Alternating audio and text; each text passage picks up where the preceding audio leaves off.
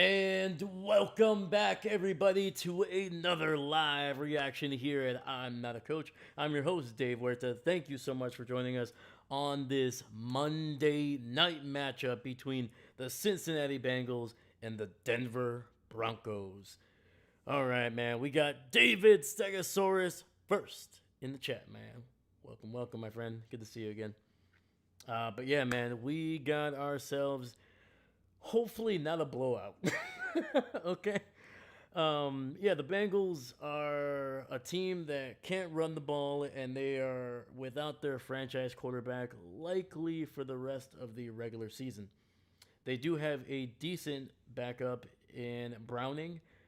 Um, yeah, he played pretty bad last week against a Minnesota team, but to be fair to him, nobody on that Cincinnati team played very well. Even that defense was pretty bad.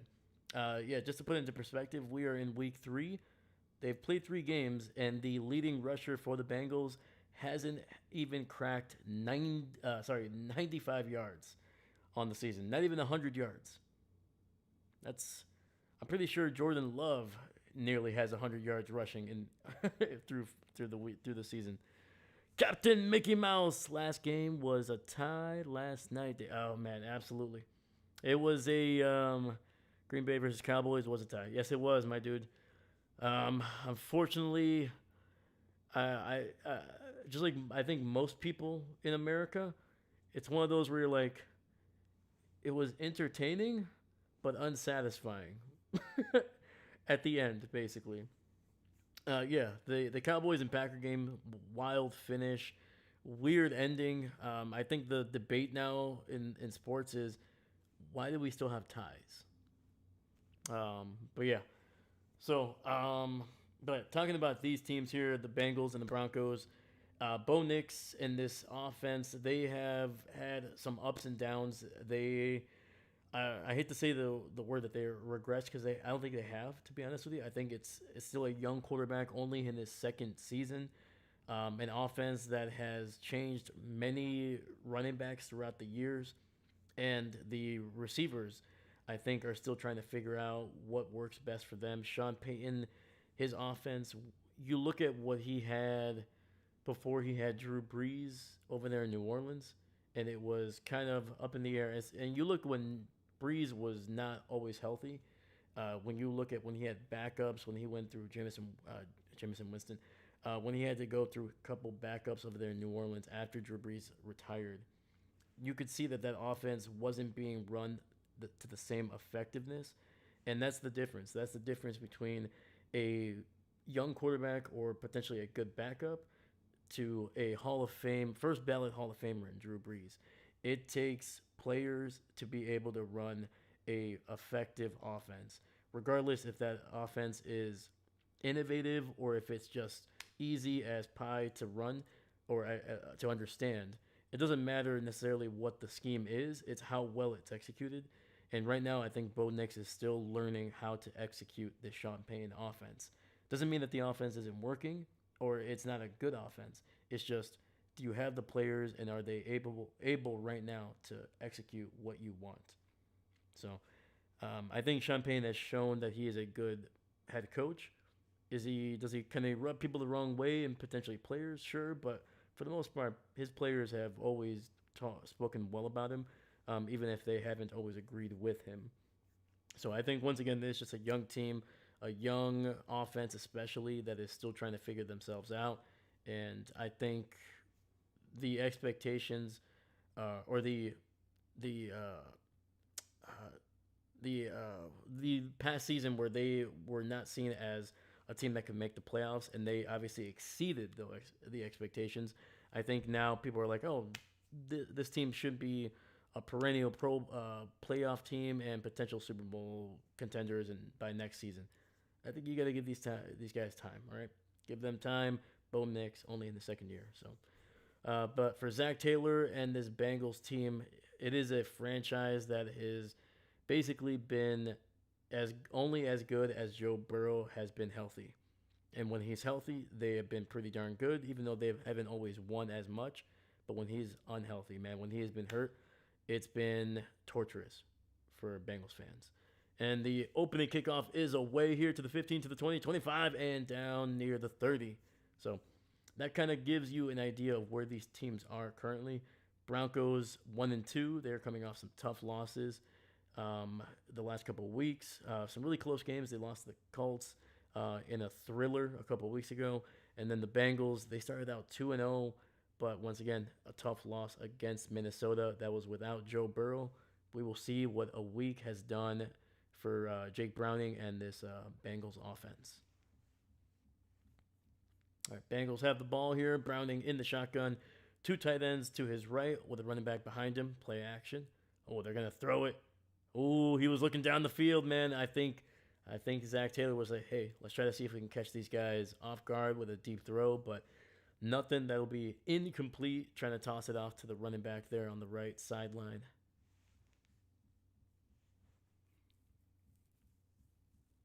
Oh, we got a penalty on the Broncos on the first play. All right. But how are you guys doing, man? How's your Monday starting out, man? How was work? Or hey, if you had a day off, man, how was that? Let's go. It's always nice to have a Monday off. That's like if I had to pick a day, man, it's either Friday or Monday. Give me a long weekend. Skip Monday, man. All right, 1st and 10, ball at the 35 after the penalty. Quick throw to the left. Jamar Chase ended behind the line. T. Higgins unable to block the corner, man, and Jamar Chase loses a yard on the catch.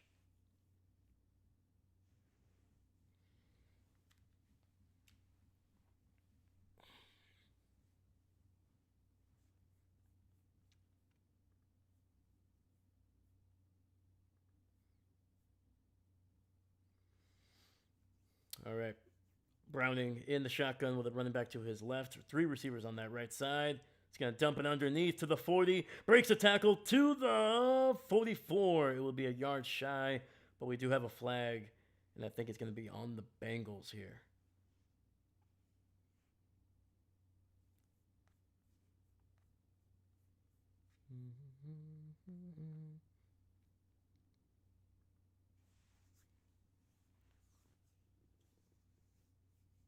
All right, man. Hey, we got some people here watching, man. I appreciate you guys. Thank you. Please make sure you leave a like, and if you're new, please make sure you subscribe, man. We just hit over 100 yesterday, man. That was a big goal for the channel, and I'll say it for the first time. Our next goal, in terms of subscriber counts, 250, man. I'm trying to get to 250 by the end of the season. It's a long way away. We won't know if we'll get it here. And, QB sneak here on 3rd and 1, and the Bengals get it, man. Jake Browning getting the first down for the Bengals here. Let's freaking go. But, yeah, man, we're continuing to go, man. We got our first goal of the season, and we're going to try to get our last one by season's end. That's 250. All right? Chinook helicopters flew over during the national anthem. The game is on par for more penalties than last night with the same. Seems impossible, right? It's going to be a run to the right there, and Brown will pick up some good yardage there. Gain of about 4, maybe 5 for Brown. That will be 2nd and 6 coming up for the Bengals. I know, man. That felt like last night. Once again, won't mention the name, but the referee, that crew, loves to throw their flags, man. That is a crew that anytime I see the head referee, man, I just know I'm like, I'm gonna be in for a night with some flags. Browning under center, sends a receiver in motion, fakes the handoff, ball at the 50 and deep down the field, and it's nearly caught, man. But that is Jones with a great play on the ball, man, batting that away from Jamar Chase. And that was number 22, Brandon Jones, the safety, man. 3rd-round pick out of Texas back in 2020. Woo! Yeah, dude, if Jones does not stop that one, Jamar's catching that one, and that's going to be probably somewhere inside the 15. Great play. Browning in the shotgun, running back to his right. 2 receivers to that left side. Deep throw to the left, and oh, T. Higgins high pointing that one and catching it along the left sideline for a big Cincinnati first down. Let's go. I picked the Broncos to win, but if the Bengals pull out a win, I won't be 100% sad about it. Oh, man. There you go, man. I mean, what if the Broncos lose? Actually, it doesn't matter if the Broncos win or lose here, but if they lose, is Cincinnati are they at the top or are they tied at the top of the division? Browning throw over the middle, breaks a tackle, and it'll be a gain of 9 on first down. So 2nd and 1 coming up.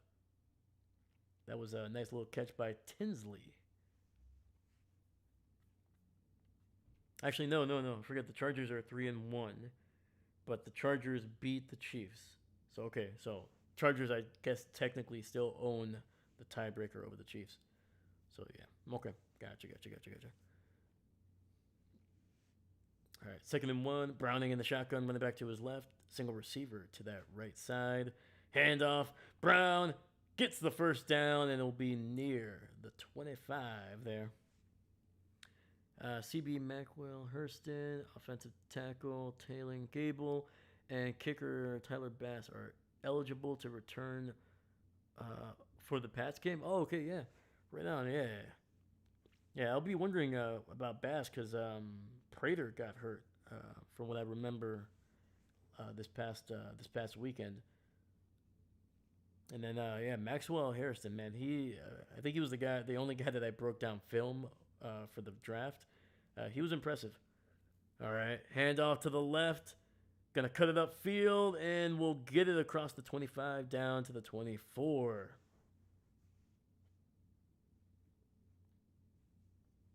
And I think with those couple runs there, I believe Chase Brown is now over 100 yards rushing on the year. Took until the end of September, but hey, we got there. And look at that, man. We got over 100 subscribers. Chase Brown just got over 100 yards on the year. Let's go. Hundreds all around. Browning with a throw to the left. Finds his receiver, and that I believe is T. Higgins. And he'll be about 2 yards shy of the first. It'll be 3rd and 2 coming up for Cincinnati. They're actually looking for a punter right now for Pat's game. Ooh. Yeah, man, the Bills, man, they're dealing with some injuries over there to their special team. Yeah, Prater got injured, I think. I don't know what the severity is. I haven't seen anything updated, but I'll look again throughout this game. But hopefully Bass is healthy for him. Hopefully he can come back.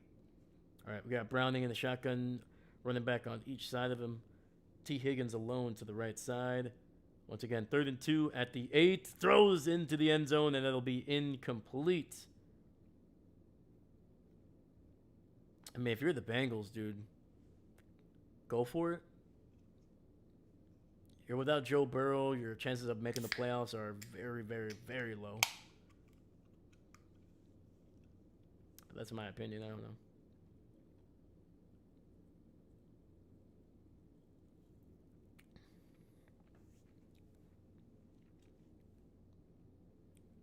All right.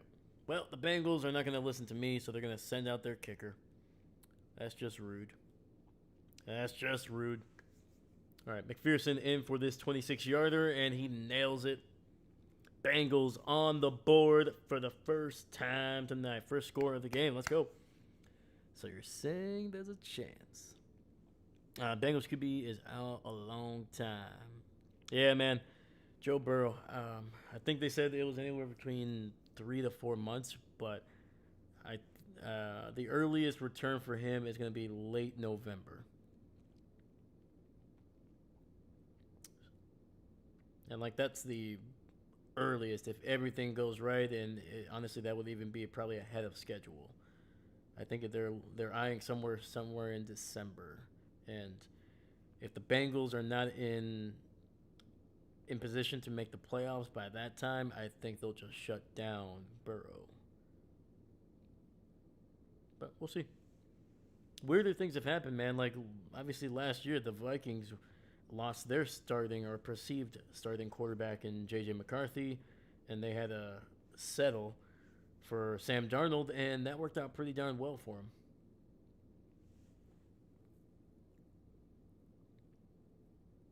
It says turf toe injury. Yeah, man, and which sounds I forgot what the absolute like the clinical like what basically what is turf toe, and I'm pretty sure it's a broken ligament or a torn ligament and potentially a broken toe.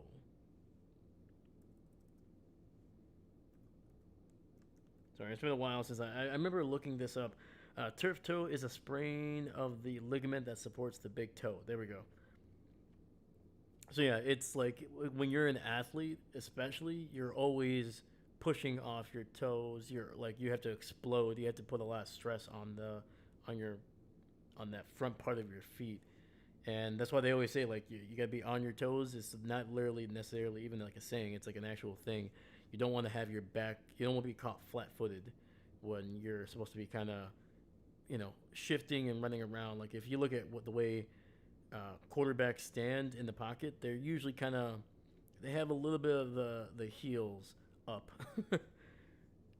So yeah, it's a torn ligament or a sprained ligament, sprained, torn, whatever. But yeah, it was a pretty severe tear apparently. So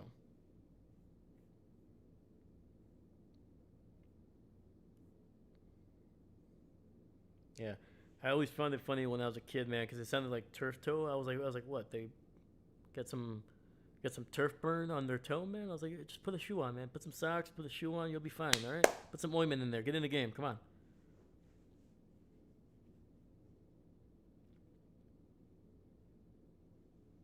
It's like if you slide off a couch a little too hard, you might get some couch burn. But you know what? Doesn't stop me from sitting on the couch. All right.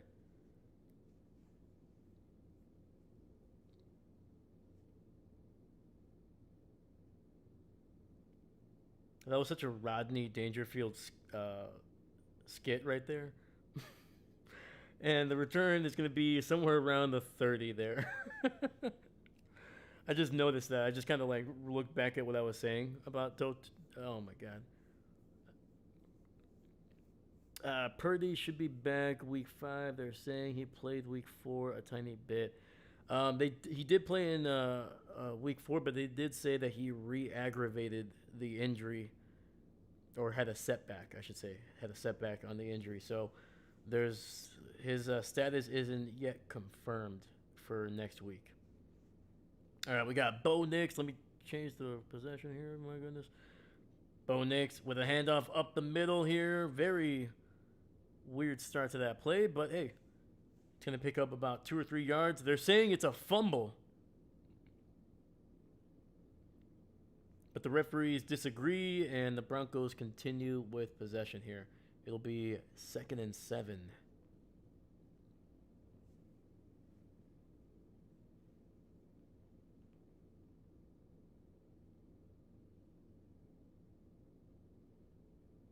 Look at that. Quinn Mears, Wisconsin Whitewater. Let's freaking go. Division III football player right there, starting for an NFL team. Bo looking, running to his right. He's going to drop it, and oh, nice little catch there. Picking up about 5 or 6 yards, and that'll set up a 3rd and short for the Broncos.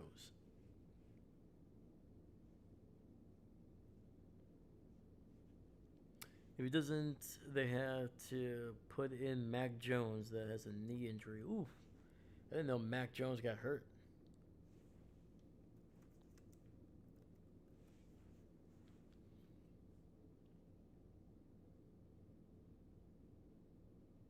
So the Bengals have allowed a touchdown on each of their opening drives over the last 3 weeks. All right, we got 3rd and 2 here. Ball at the 38. Bo Nix not liking what he's seeing, and he's going to use the first timeout of the half here.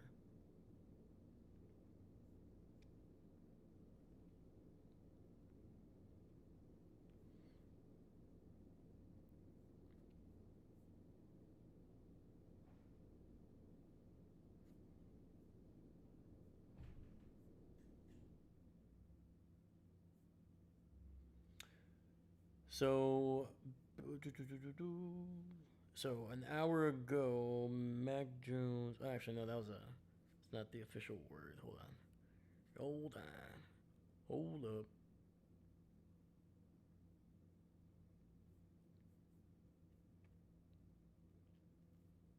All right, we're back here. Bo under center, single back in the backfield, two receivers stacked up on that left side.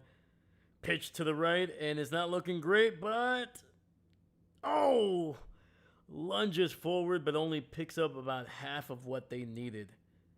It'll be 4th and 1 coming up. Dang good job by that Bengals defense, man, just flying to the ball.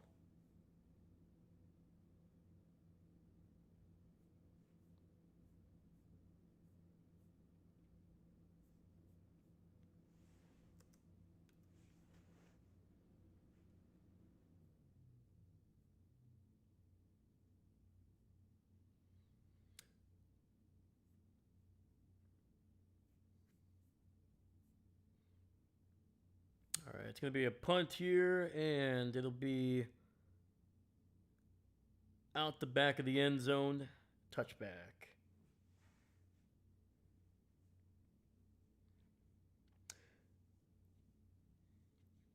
So, as of a few hours ago, Mac Jones was listed as a full participant um, on Monday's practice estimate, I should say. Because the 49ers play on Thursday night, so they technically, I don't think they practice.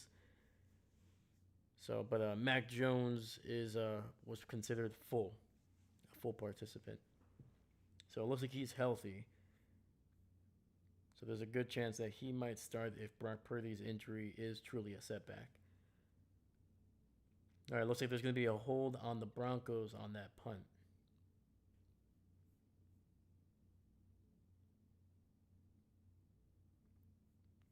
That was according to CBS, I should say.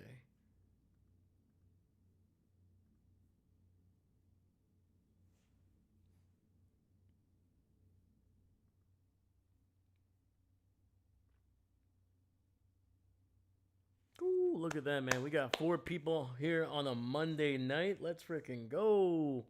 Thank you, man. I appreciate you guys. Please make sure you leave a like and subscribe, man. It helps out the video. And if you're new, yeah, man, we're trying to get to 250 in terms of subscribers, man. We just hit 100 yesterday, which was a huge milestone and a huge goal for me. We got there. Thank you for that. But yeah, we're gonna keep it pushing, man. But once again, thank you for hanging out, regardless. It's always good to have people watching and hitting up the chat as well, man.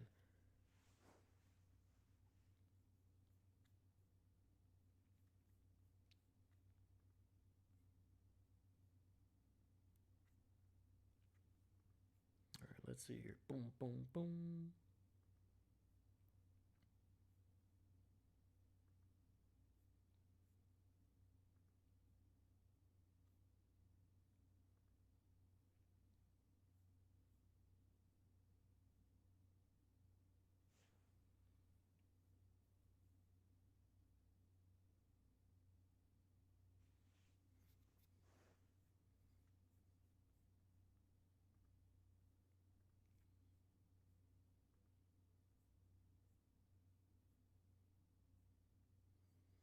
Yeah, let's look at the update here. Looks like that Jets game is at halftime. Miami on top, 10-3.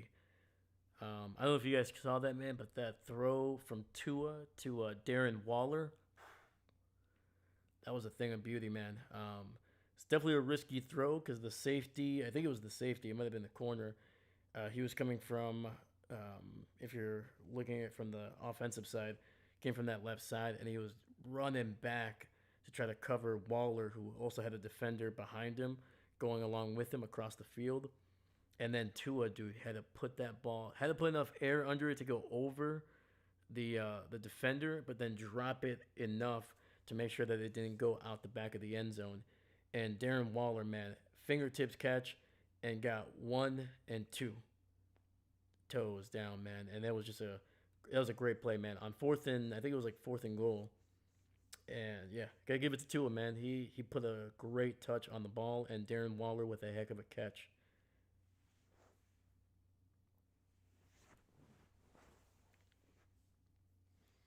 All right, Browning with a handoff up the middle, and Chase Brown getting about 5 yards on first. So after the penalty, the ball was spotted actually at the 10, so that will be at the 15.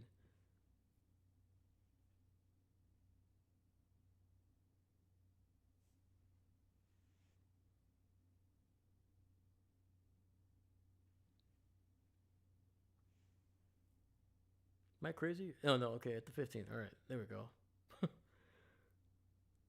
All right, we got Jake Browning in the shotgun, running back to his left.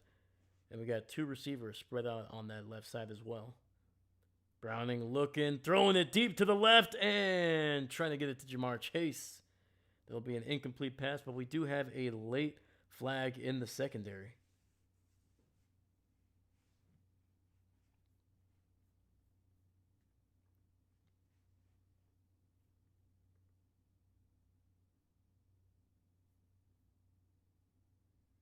And it's going to be pass interference on Riley Moss.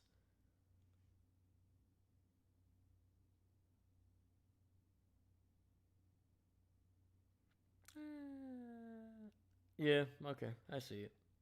There it is. There it is. Riley Moss looked like a little brother trying to hold on to his big brother as they were running.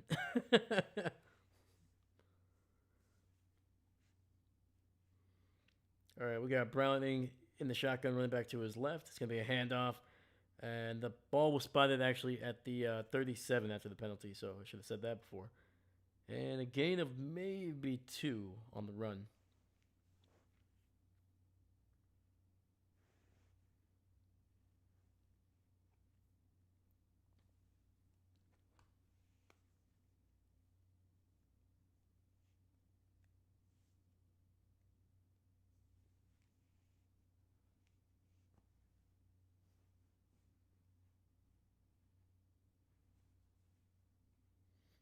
All right, ball at the 40. Browning in the shotgun, running back to his left. 3 receivers on that right side. Quick throw over the middle, gets it to Chase. And he'll pick up 5 yards, and that'll set up a 3rd and 2.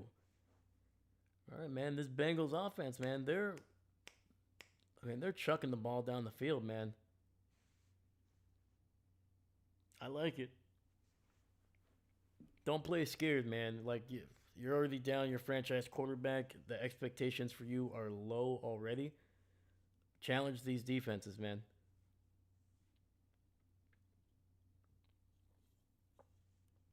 Browning in the shotgun. He's got 2 receivers stacked up on that right side.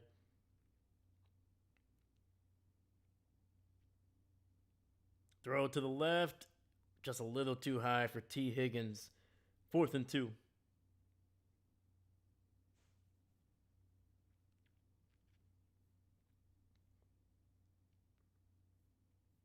That would have been a nice little back shoulder fade, dude. I think that's what he should have gone for.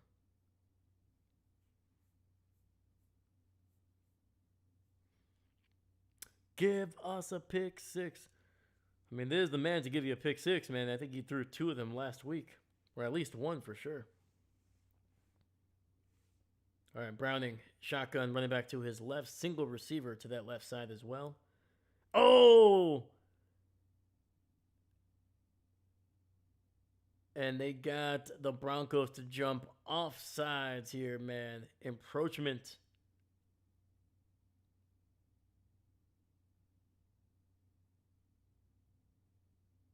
Oh, they're having a discussion here.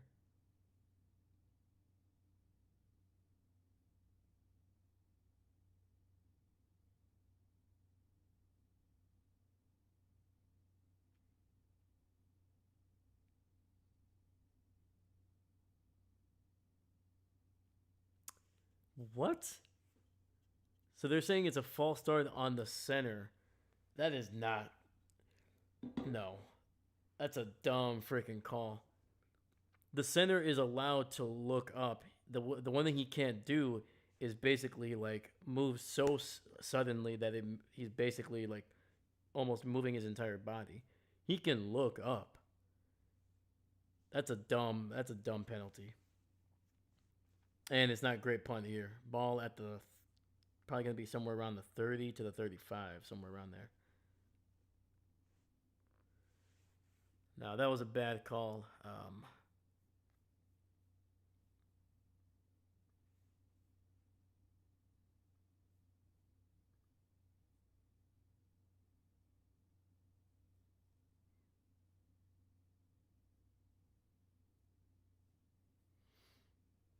All right, man. Well, should have been a first down for the Bengals there, but not the case.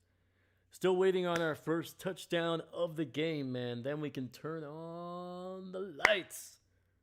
All right, man. Because during primetime games, we got to earn the lights. Field goals are not enough. All right, we need touchdowns, man. Thursday night, Sunday night, Monday night, we need touchdowns, baby. But yeah. Ba-ba-ba-ba.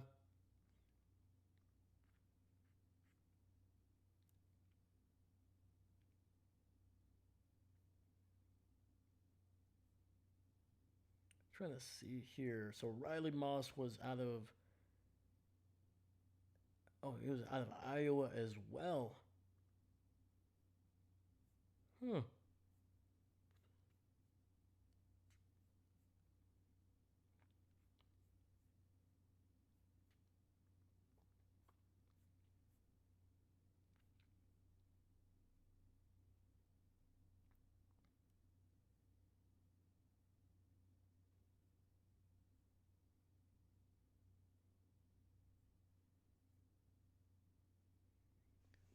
Trying to see here. Where the heck? There he is. Cooper Dijon Mustard. Okay. So yeah, Iowa just had all the white corners in college, apparently. Yeah, because Riley Moss was there in 2022. He got drafted in 23. And then Cooper DeJean was there in 23 and got drafted in 24. So yeah. All right, man. The the Iowa Hawkeyes, man, they like a little mayo in the secondary there.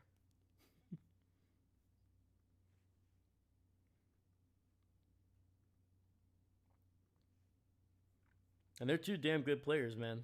Really damn good players.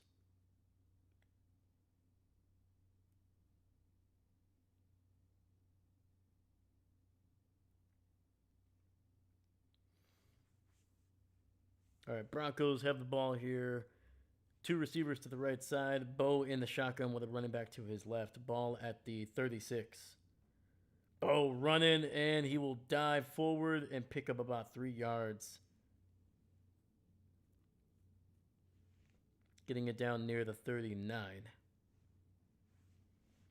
Hopefully, Bo Nix can give us a pick six here, man. I feel like we haven't had a pick six in a while. I think the last one was, what, back in week one, right?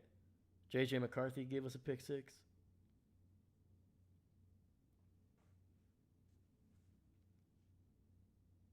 All right, Bo under center, fakes the toss, rolling to his right, looking down the field, and oh my God, it hits him in the hands. Was that Franklin? Yep, yes it was. Troy Franklin, man, went to college with Bo Nix.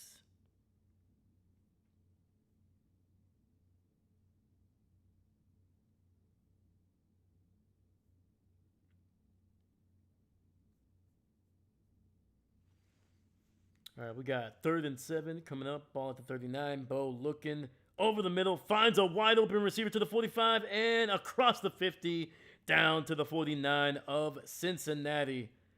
And that is the old veteran Cortland Sutton.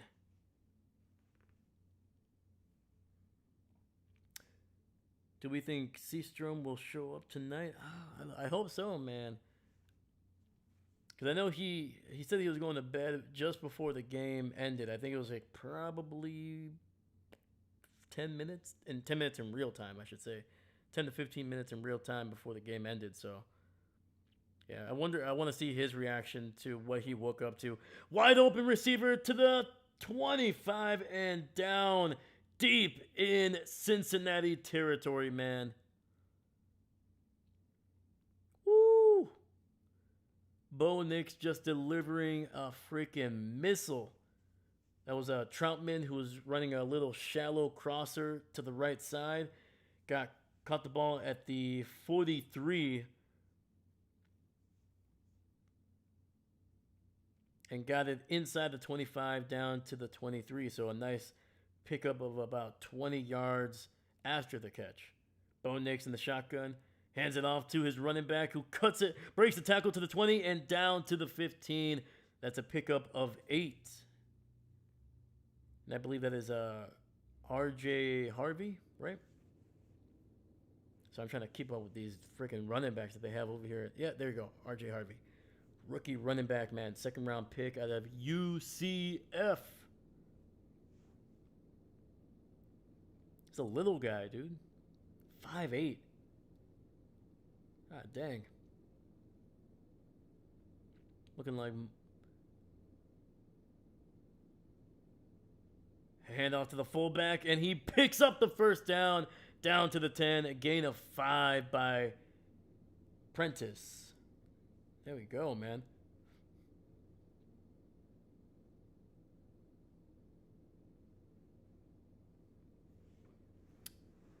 Missile, you say, eh?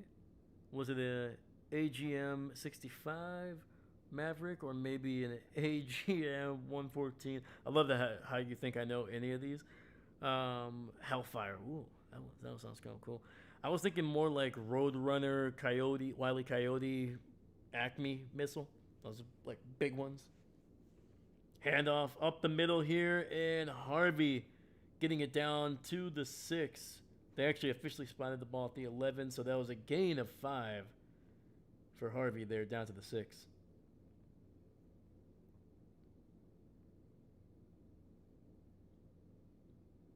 But yeah, that was the kind of missile I was talking about, you know, like Wile E. Coyote, the one he straps to his back as he's trying to catch the Roadrunner. And then when he's about to grab him, he misses him, and then it just like looks at the camera, puts a sign up and says, uh-oh, and then Bo alone in the shotgun, throws it to the right, and not on the same page as his receiver there. And that was to the rookie, Pat Bryant. Third round pick from Illinois.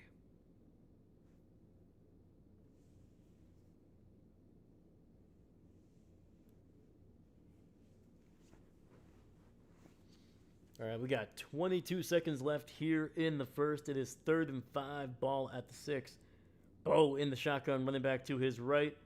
Looking, has a clean pocket. He's going to take off and run. And touchdown, Bo Nix. Oh, my God. I bet Perna's going crazy right now.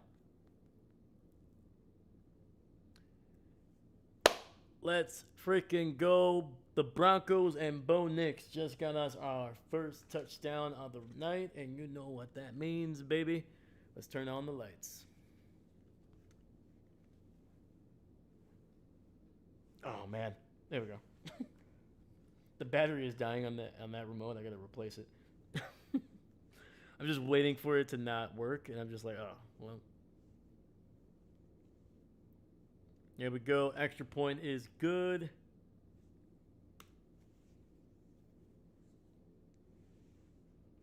Bo Nix with a nice little scramble, man.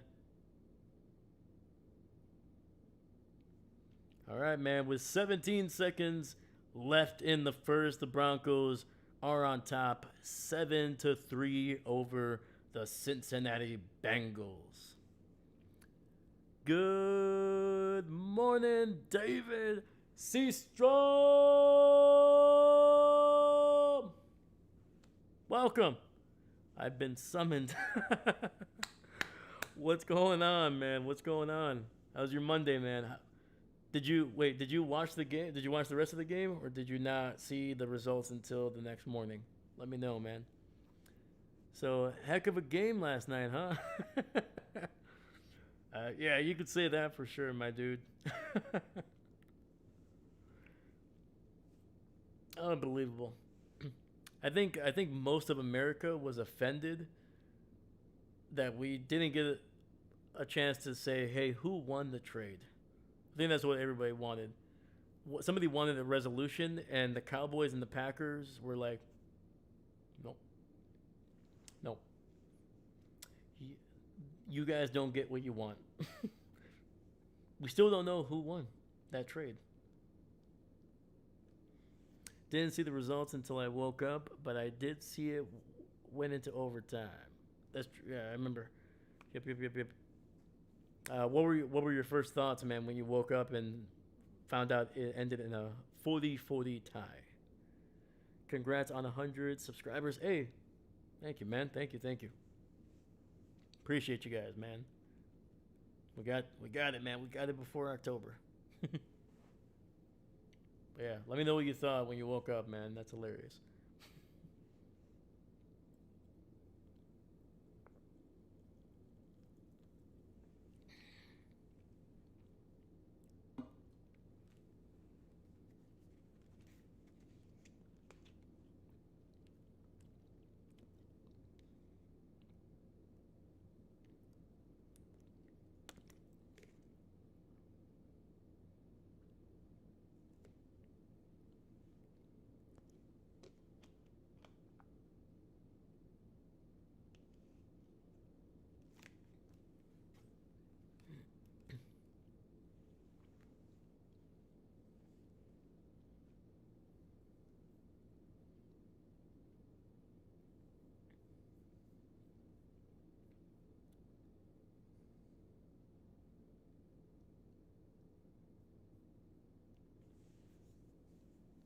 All right, Broncos kicking this one away, and it'll be downed in the end zone.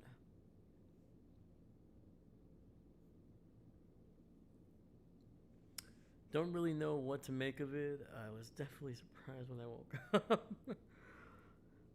We're driving it down the field after getting the ball, so I forgot y'all had it in the bag. Yep. Oh my goodness, man. Yeah, dude. When and the Packers nearly blew it too, man. Because what they got it like around the 15. Hold on. We got Browning in the shotgun, running back behind him. Two receivers stacked up on that right side. It's gonna be a handoff up the middle, and a gain of two. But yeah, man, the Packers got it. I think inside the 20, and they had like maybe like 22, 18 seconds, and the clock was running. And then you just see them just kind of like they're not standing around, but they're all just running around but not getting set. And time is just going and going, and it's just like they're like, okay, 13 seconds, 12, 10, 9, and I was like, 8 seconds, and the ball is not snapped. I'm like, dude, what the heck, man? We could have gotten two plays out of this. And then of course, snap the ball, and then he's looking down the field, and I'm like, you got to throw it, man. And if it, I think it hit the defender in the back, and if it would have popped up, the game is over. But it luckily hit the defender, and it just shot straight down to the turf, and it literally stopped the clock at 1 second. I was just like, wow. Yeah, dude, it was just crazy, crazy, crazy, crazy.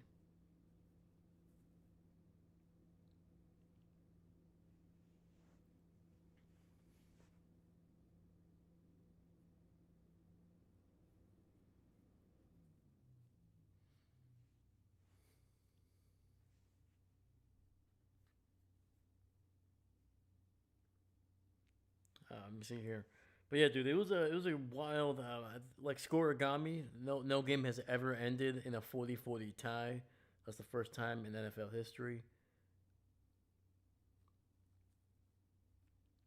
I don't know if you guys have ever seen John Bias's videos on YouTube, man, of like scoregami or basically any of his stuff, man. I would recommend it, man. I think a lot of it is on It's either on SB Nation or on his own YouTube channel, man.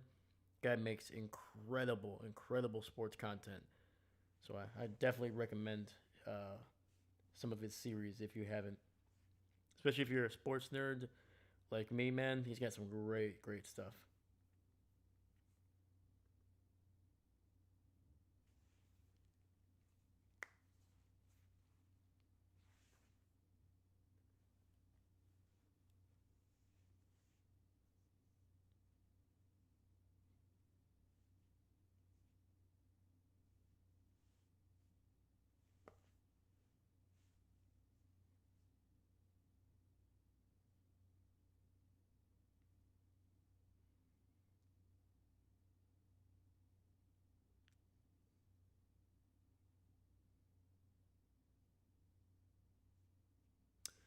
Well, they're showing us that Tyreek Hill is being carted off the field. Weirdly enough, he's smiling, like maybe a little bit too much. So I don't know what that means. So we got Browning throws it to the right side and will pick up almost what they need for a first down. It'll set up a 3rd and 1 for Cincinnati there. Speaking of Miami, it was the former Miami Dolphin there, Gesicki, with a nice little catch.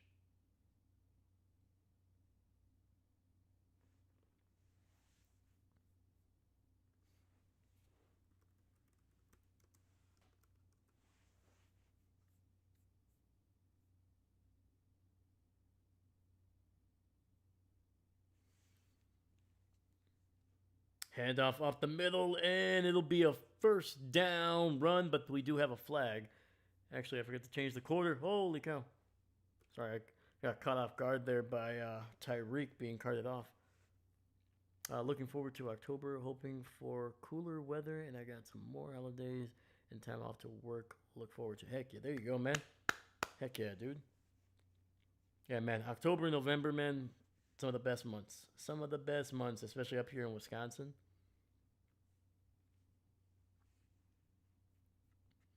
Yeah, man. The fall is gonna be. It's always my favorite time of year, man.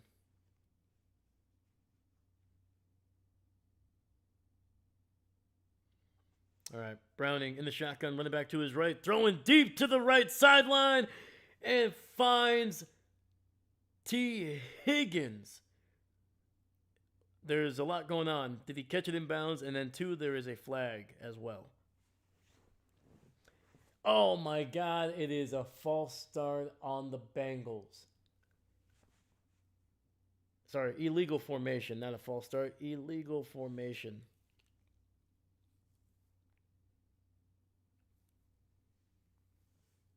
That was a 37-yard completion. And yep, got both feet in bounds. It would have got them basically to the 20. Bad decisions right there, man. Just bad football. All right, ball at the 44. And another penalty coming up for the Bengals, and that one is a false start, and that'll move them back 5 yards.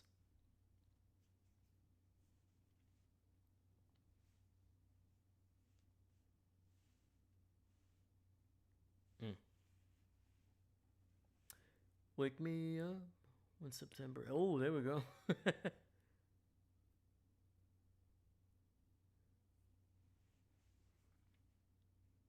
Little Green Day there. Nice little delayed handoff across the 40, and the Powell was able to be moved down near the 44.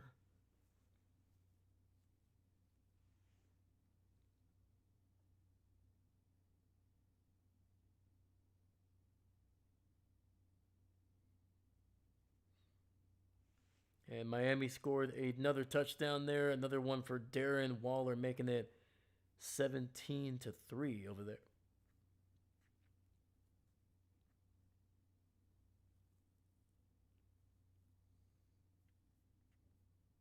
Wake me up when September ends.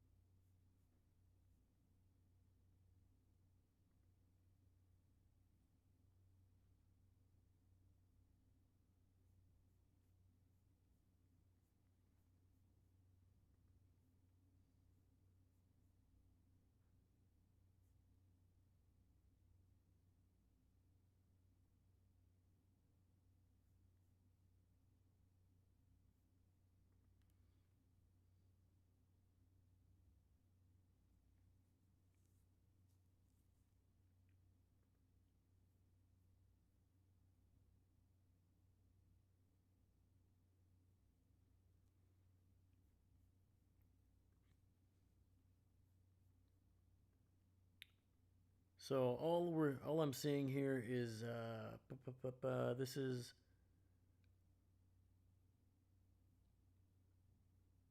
I guess this is from Adam Schefter is being carted off with a left leg injury. That is a Tyreek Hill right there. Dang, dude.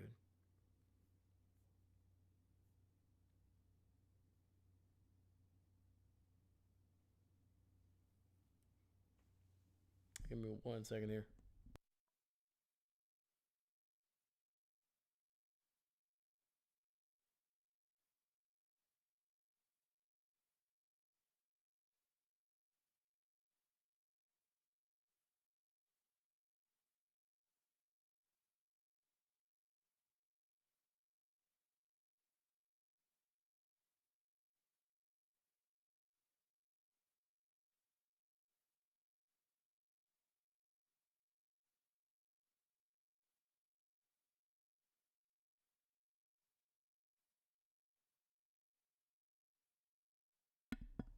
Yeah, so yeah, it looks like Tyreek serious leg injury there, so disappointing. We got Browning in the shotgun here. It is 2nd and 15. Looking down the field, rolling to his right, and we'll just throw this one away. So 3rd and 15 coming up, man.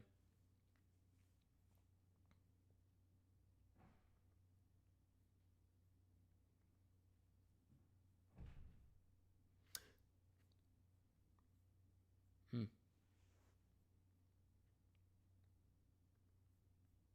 Yeah, dude, there's been a lot of injuries to some major players, man, so far this season. It's pretty wild. All right, 3rd and 15 coming up for the Bengals here. They got three receivers on that right side. Browning alone in the shotgun. And looks like they're going to use a timeout here. Play clock was running down. I think there was a miscommunication. I think Browning was trying to get one of these receivers to move, and it did not work. Actually, no, they're going to take a delay of game, right?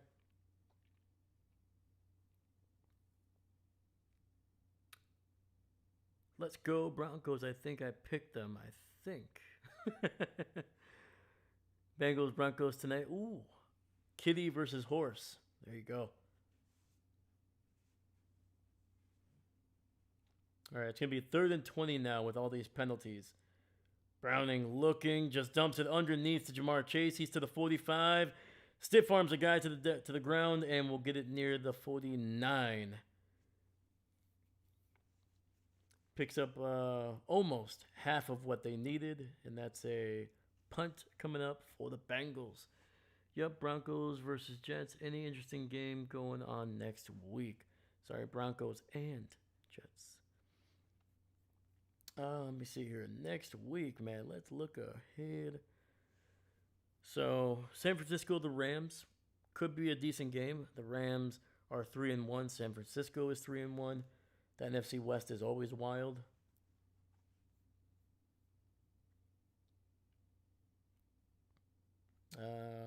Houston versus Baltimore. Both teams are 1-3. So odds are one of them will be going down to 1-4, which could be I don't want to say the end of their season by any means, but it'll be making it really hard if either of those teams want to make the playoffs. And there was a penalty on the punt here, so it was a delay of game. Wow, the Bengals are just racking up penalties here, man. I'm pretty sure they have twice as many penalties as they have points at this point.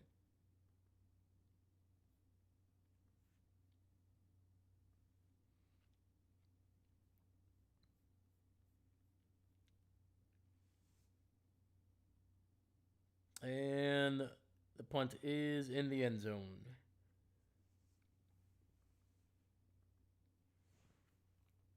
I'm trying to see here. It's gonna be a weird week, man. Tampa Bay, Seattle. That should be a good game. Tampa Bay, Seattle. Let's see here. Washington versus the Chargers. That could be a good game if Daniels is healthy.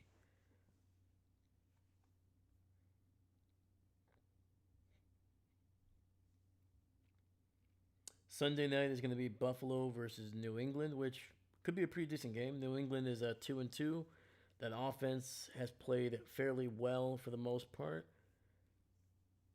and the defense is not too bad over there in New England right now. And then obviously Buffalo, one of the last two remaining undefeated teams. And I think that's kind of it, man. Yeah, it's kind of slim pickings when it comes to like interesting matchups, like Minnesota, Cleveland. Sure, that could be a kind of an interesting one. They're playing that over there in the in what game is that one? That's not in Dublin? They're already done playing in Dublin. That's one of the London games. There you go. Why are we giving London the Browns? We really don't want Europe to like football, do we? David, who do the Chiefs play? The Chiefs play on Monday night.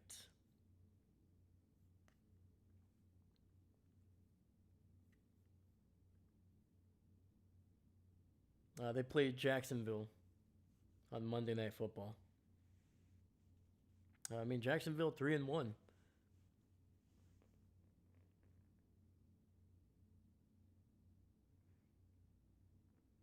The Packers do have a bye. Yes. Yep.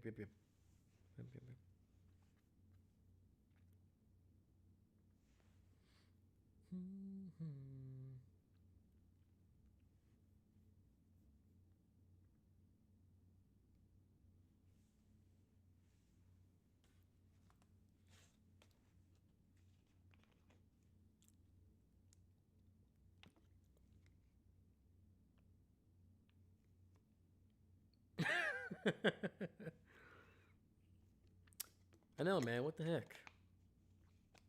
Unbelievable. Unbelievable. And when players try to give us a spin move, they get whacked. It's just rude, man. David, it's just rude. Quick throw to the left side, nice little swing pass. Picks up a first down, and the Broncos are moving it down the field here.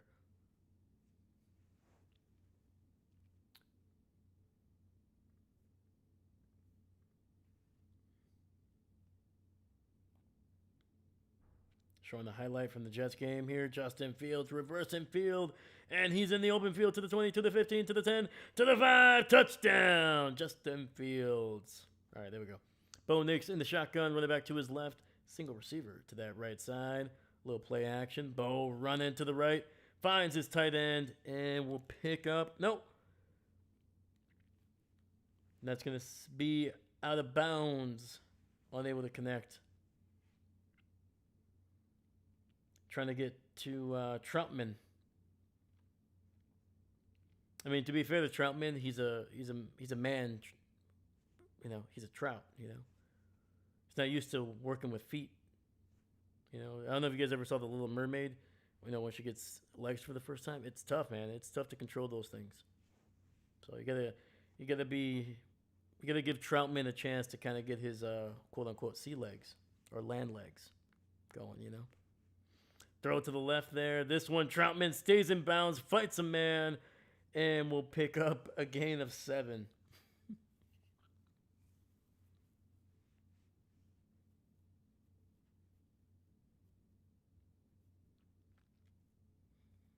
Hey. Do they have chains on the down marker pole? The thingums? I saw it on the side. They do? Unbelievable. Thank goodness, man. It's always fun. It's always fun. All right, we got 3rd and 4 here. Bo Nix in the shotgun, running back to his left. Pressured by Cincinnati. And then that's going to be a nice first down. Cortland Sutton makes a man miss and picks up some big yardage down the left sideline. We do have a flag on the field. Might be on the Broncos. No. It's not. It's going to be on Cincinnati. That will be declined.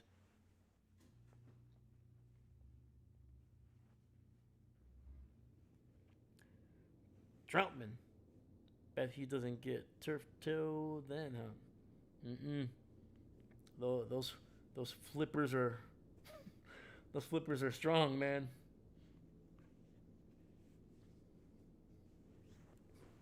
You might get a barnacle or two, but nothing too bad. All right. Bo Nix in the shotgun, ball inside Cincinnati territory at the 44. Looking, throws it down the field and unable to connect with a wide open RJ Harvey, man. That's just a miss by Bo Nix.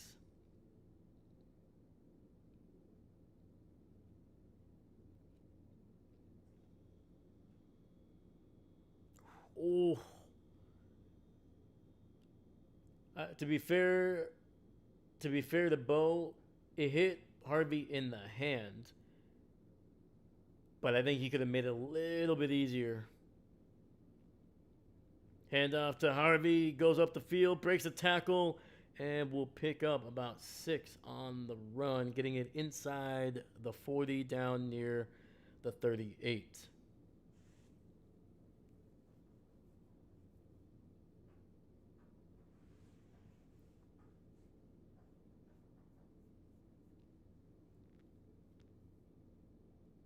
Yeah, dude, if he hits Harvey, who is kind of running, well, like a, is that like a wheel route up the field, man? If he hits him in stride, dude, there's a good chance that he is gone. There's only one defender, like 20 yards down the field.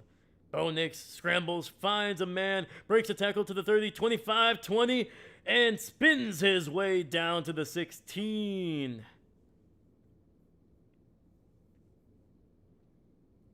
All right, man.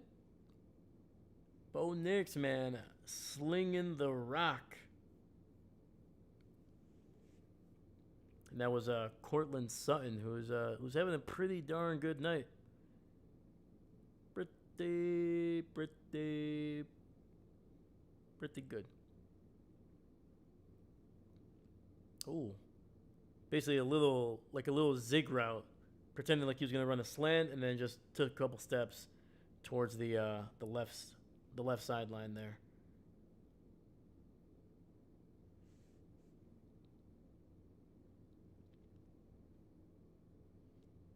We do have a Cincinnati defender down. They're tricking his left leg, specifically his left knee. That is the rookie. Let's see who that is specifically.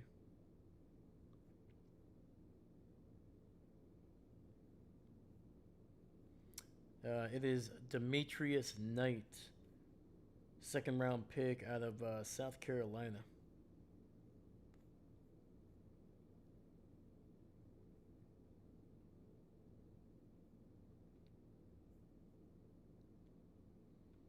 All right. Well, the good news is he is standing, and he's on the sidelines. All right. So we got 1st and 10, Broncos inside the red zone. Nice little end around to the left, to the 15, to the 10, to the 5. Touchdown, Denver!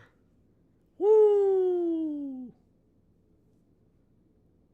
Hot dang, man. Nice little handoff. And again, like a little end around to Marvin Mims. And then he just freaking tight-roped his way down the left sidelines for another touchdown. The Rock was a fun movie with Nicolas Cage in it. Wasn't John Cusack in that one too? I always get that one and what's the one with the plane? Uh, Nicolas Cage is also in it. I always forget the dang name. But here, let me put this touchdown on the board here for the Broncos. Yeah, man. Marvin Mims, dude, just once again, another short guy, man, but just so much dang bursts.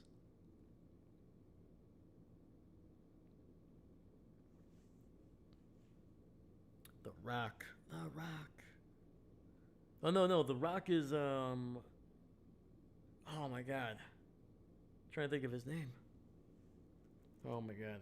I'm gonna be so annoyed. I gotta look this up. It's gonna bother me if I don't do it. Sean Connery. There you go. Sean Connery.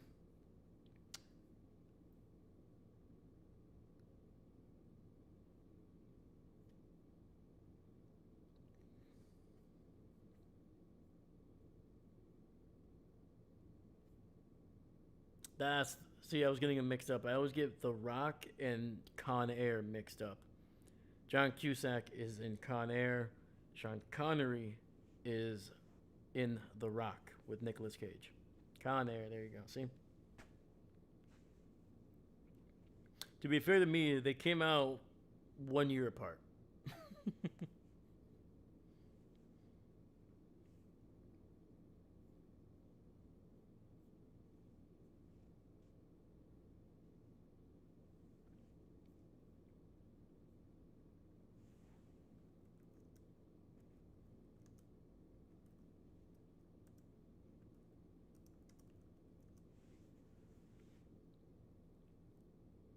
This team, Jeff, what's going on, brother? Jeff Ward. This team is a joke. Which one, bud? Which one? The Bengals or the Broncos? Might be the Bengals here. Yep, they're both fun in different ways. Yeah, sorry, man. If you're a Bengals fan, I'm sorry, dude. It's tough, man. When you're missing a starting quarterback, man, especially like a guy like Joe Burrow, it's a tough transition.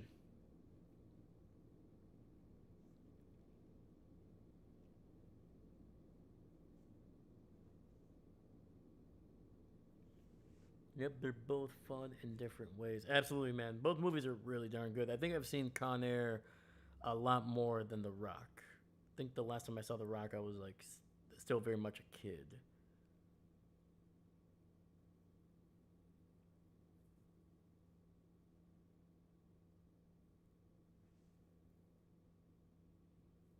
Yeah, Jeff, let us know who you root for, man. Who's your team? Who's your team? All right, kick is away. Caught at the 7, across the 20, 25, and taken down at the 28.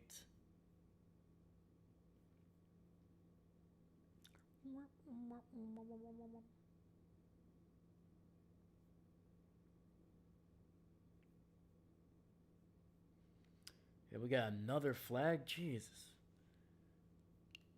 Whew.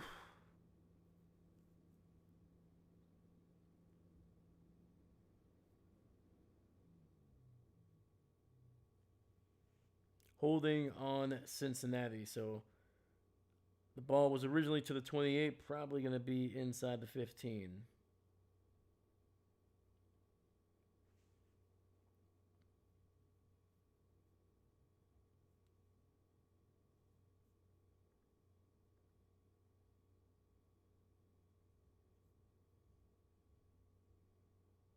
Oh, Zach Taylor is livid right now, dude. It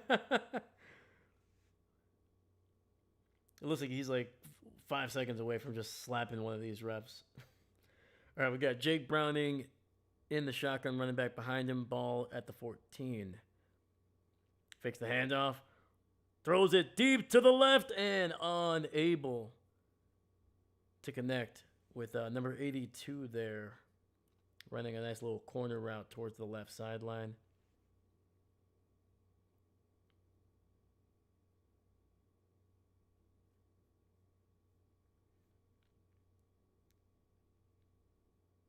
That was number 82, Mitchell Tinsley, undrafted in 2023. It was actually with the Washington Commanders the last 2 years. All right, forward receiver set. Browning in the shotgun with a running back to his right. 2nd and 10, throwing it deep to the right, and it hits T. Higgins in the hand, but that would have been a tough catch, man. The coverage was borderline perfect.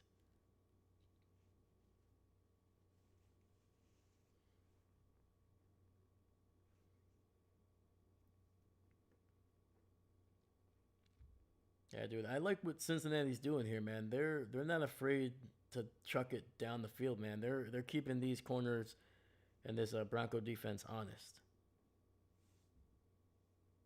All right, but we got 3rd and 10 here. Two receivers split out to the right. Browning alone in the shotgun. And he's going to chuck it down the field out of bounds. There is a flag in the backfield. I think it's going to be holding on Cincinnati here. Browning was kind of rolling off to the right there, and that's kind of when that flag flew up.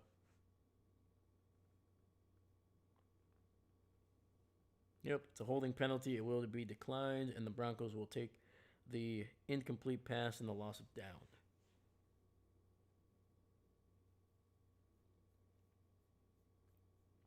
Yeah, man, Cincinnati is they look good on the opening drive there. They got them a field goal, but it is it's been rough. It's been rough since the beginning, man. High snap, but able to bring it down. Punt is away. This is a great punt, man. He has to go all the way back inside his own 20, breaks the tackle to the 25, and taken down at the 19.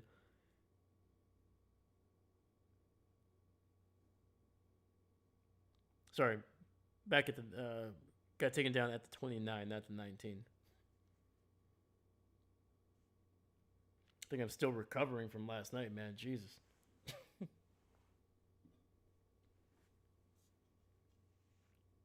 It's the last time I drink scotch for a while, man. Oh.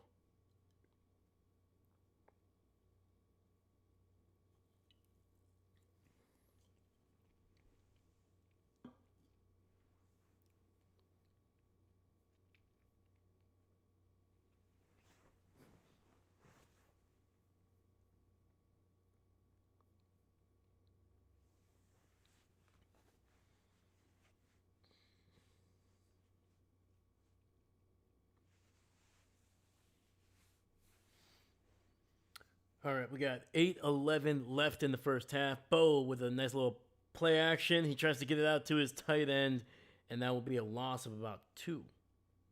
We do have a flag, though.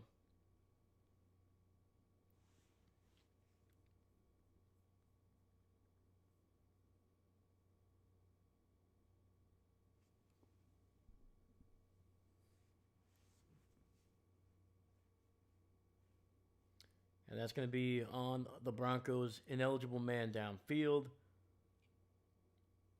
And that penalty will be actually declined. It'll be 2nd and 11, maybe 2nd and 12 there.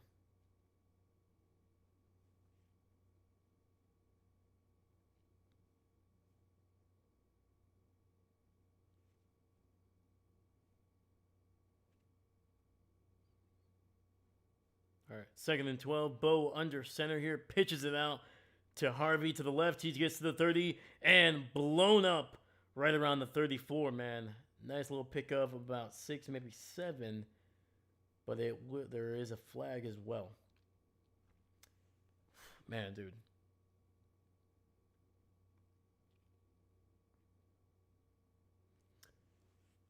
I gotta see where we're at here in terms of flags, dude. That has been so freaking many. All right, it's gonna be on Trey Hendrickson. Yep. Hands to the oh Jesus Christ. Oh my god, dude. He's choking out Sutton, man. It looks like the Undertaker about to choke slam somebody, dude. He literally had Cortland Sutton by the neck.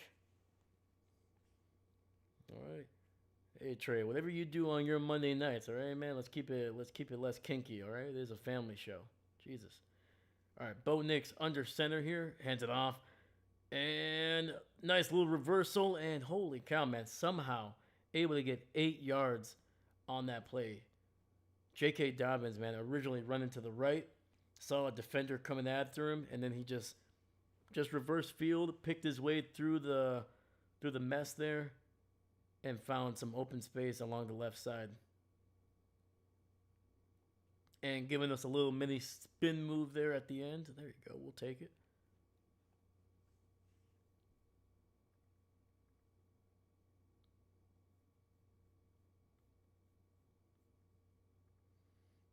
All right, Bo under center, fullback, running back, hands it off up the middle. J.K. Dobbins to the 40, to the 45.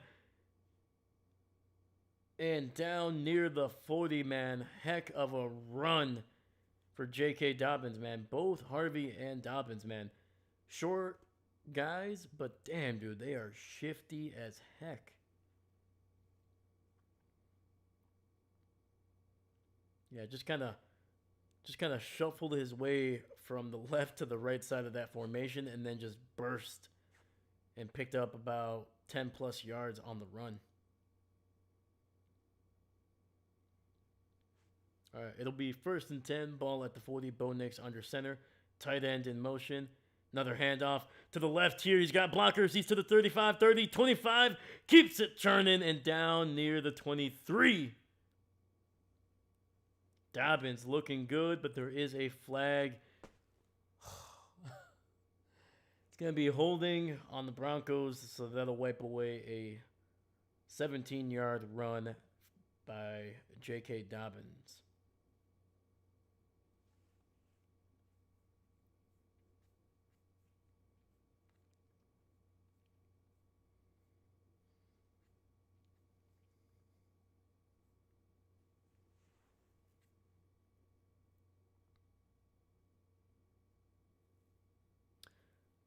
That was on the, I believe, right guard there, working on the former Green Bay Packer, former Chief as well, Mike Pennell. Bo in the shotgun, throws it to the right side, gets it to his running back, and will only pick up about 2 yards in Cincinnati territory down to the 47.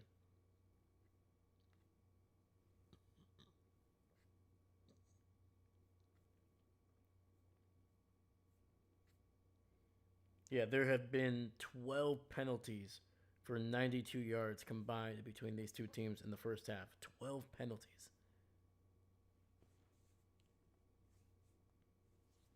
Way too freaking many, man. All right, Bo Nix in the shotgun, running back behind him there. Single receiver to that left side. Troy Franklin in motion. Bo looking, throwing it over the middle, and he finds. Who is that? Franklin? Yes, it is. That is his former Oregon teammate there. Troy Franklin with a nice catch over the middle. Picking up a 1st down. Woo!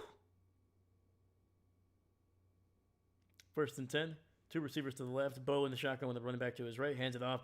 This one, that is R.J. Harvey, who gets to the cross at 20 down to the 17. Picks up about 7 yards on the run.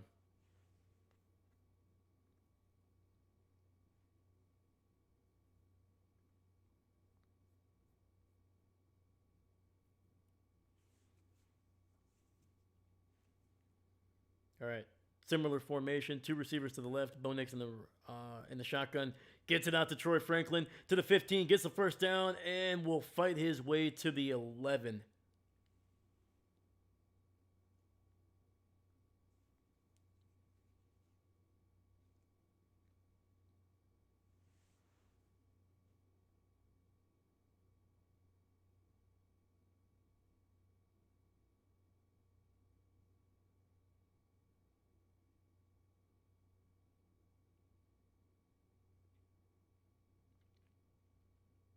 All right, we got 1st and goal just outside the 10. So technically they can pick up a 1st down without getting into the end zone. Play action, rolling to his left. Bo looking, finding his receiver there, picking up maybe 4 yards. It could have been a little bit more. I think if Bo just gets that ball out a little bit quicker, man. A little bit quicker. For some reason, he kind of held on to it a little longer than he should have. I know he was looking down the field, man, but... Oh, that's actually not a catch. Not a catch. Got the 1st foot down, not the 2nd one. That is the former Giant and former Pro Bowler, Evan Ingram. 4 receiver set. Bo in the shotgun with a running back to his right. Hands it off. No, fakes it, looking, throwing, and gets it to Ingram, who picks up 9 yards. This time able to stay in bounds and picks up some decent yardage. It'll be 3rd and 1 from about the 2-yard line. 6 to tie the total penalties in the game last night. Jeez. Telling you, man, I don't know. We gotta make sure that we gotta double check if Ron Tolbert is in disguise in this game, man, because there has been way too many flags. Oh, little trickery. Bo Nix spread out as a wide receiver. Direct snap to the running back. RJ Harvey bouncing it to the left. He's going to be taken down right at the line. Great job by Cincinnati, man. It is 4th and 1.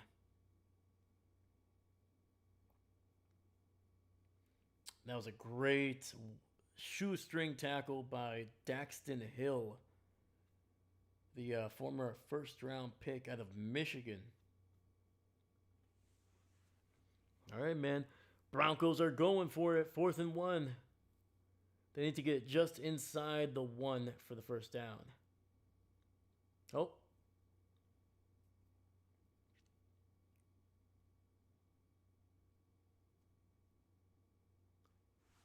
Cincinnati choosing to use their first timeout just before the 2-minute warning.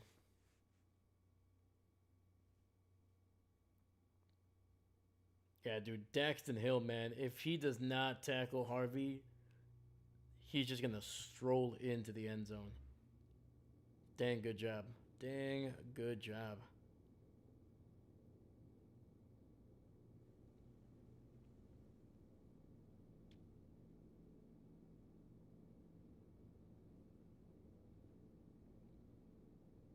Woo.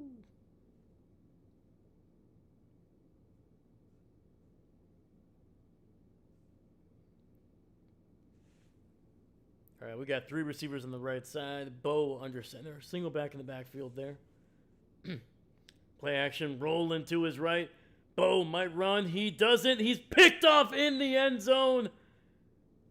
I mean, I guess it wouldn't have mattered anyway.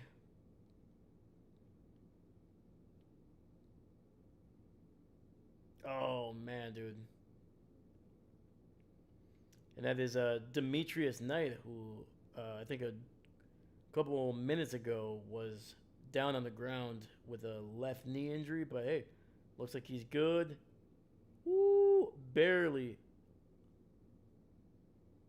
able to hold on to it. Oh, they're looking at this. It's close.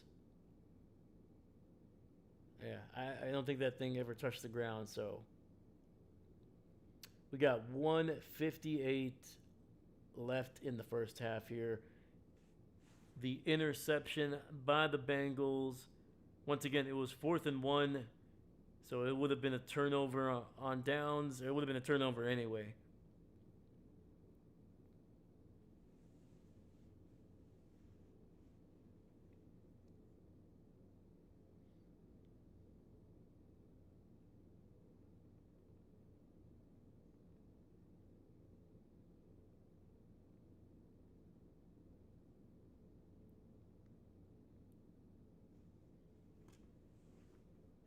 Haha, Bo picks. Oof.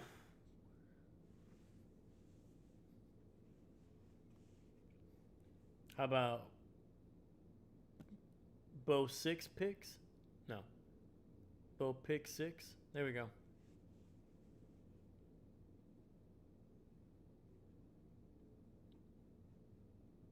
There we go.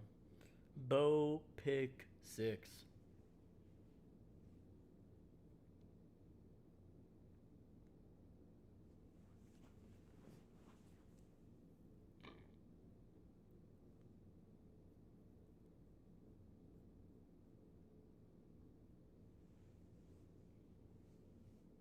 Woo, man, we got 6 people in here, man. I appreciate you. Thank you, man. Thank you for watching, especially on the Monday night, man. Let's freaking go. Hopefully you guys are having a good day, man. But yeah, man, if you're new to the channel, please make sure you leave a like and subscribe. We just hit 100 subscribers for the first time yesterday, man. It was a big accomplishment. A small one, but a big one for the channel. But yeah, man, we do as many games as we possibly can on the channel. Right now we're averaging about 5 streams per week. So if that's something you're interested in, make sure you stick around. Make sure you leave a like and subscribe. Thank you.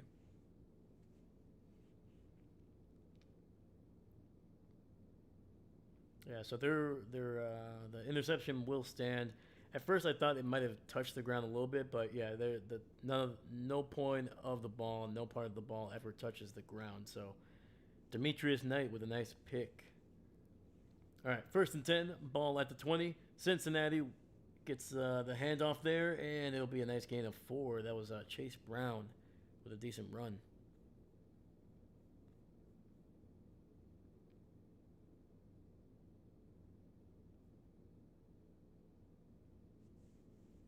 Browning in the shotgun. Chase Brown to his left. 3 receivers on that right side. He's looking. He's rolling to the 20, 25, and will pick up about 3 yards on the QB scramble.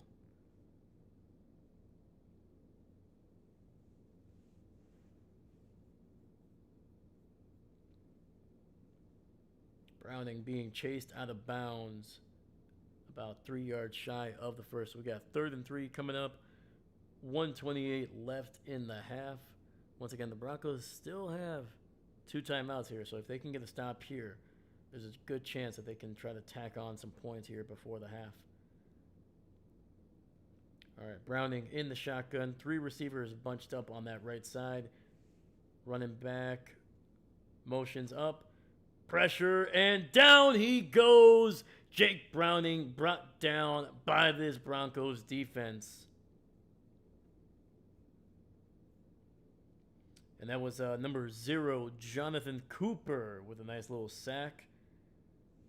He was a 7th-round draft pick back in 2021. It looks like he originally had the number 53, but switched it up to 0. All right. Well, number 0 has his first sack of the night. So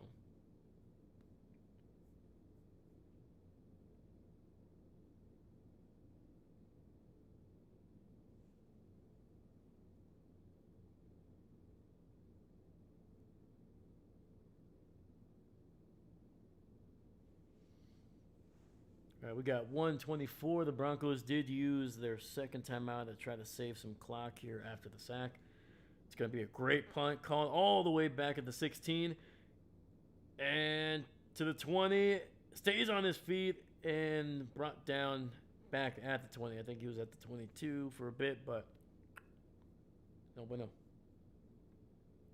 So great punt, great coverage by the freaking Cincinnati Bengals, man. That has been probably the biggest bright spot so far. The punter has done a pretty good job, and the tackling has not been bad on the special teams for Cincinnati.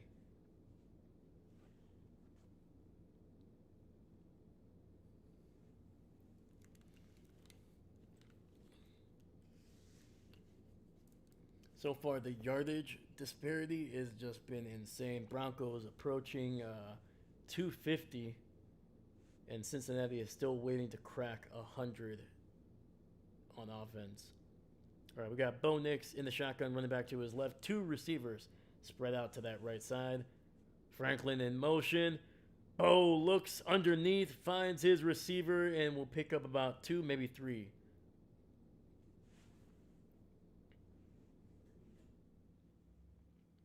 That's actually the tight end, Evan Ingram. All right, hurry up offense. 50 seconds, Bo in the shotgun, running back to his left. 4 receiver set. Looking, throws, and he finds Troy Franklin towards the right side of the field. It'll be down near the 34, but there is a bunch of flags in that secondary. I think it's going to be on Cincinnati, maybe. Yes, it is. Holding penalty. Penalty is declined, and it'll be a first down.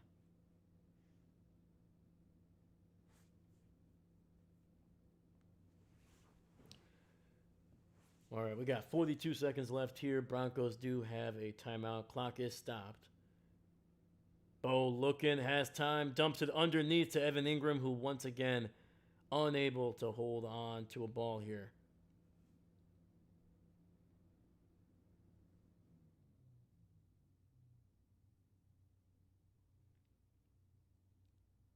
And there you go. The reason I said again is perfect timing. Career drops 36 for Evan Ingram since 2017.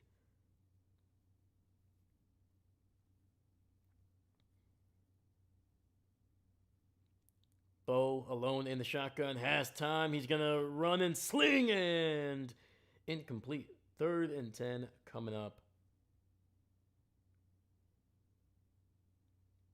Yeah, that ball was behind and way too high.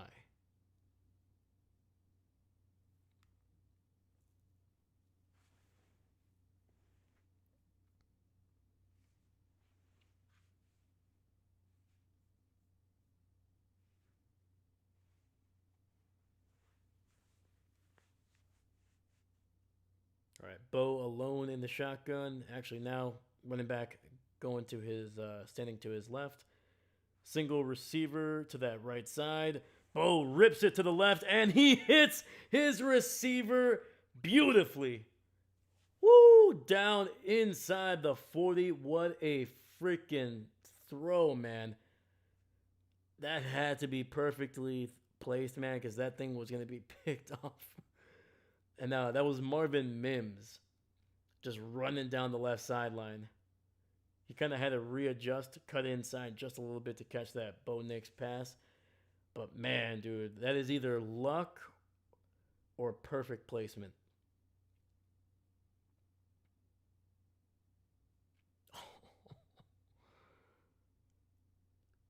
Dang, dude. That was a good one. Who was that? Number 24, the corner. That was Marco Wilson, man. Literally just laying out, trying to get a hand on that one, and just missed it by a couple inches.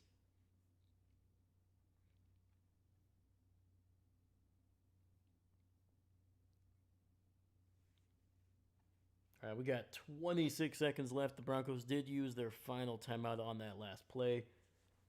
So this would be a 50-plus yard kick, 55. Gets it underneath to the 35, to the 30, and gets a first down. Gain of 11. Goes out of bounds, and that is Batty, Tyler Batty, the backup running back, picking up 11 yards on a catch and run. We got Trey Hendrickson wincing. I don't know whether he's tired or hurt.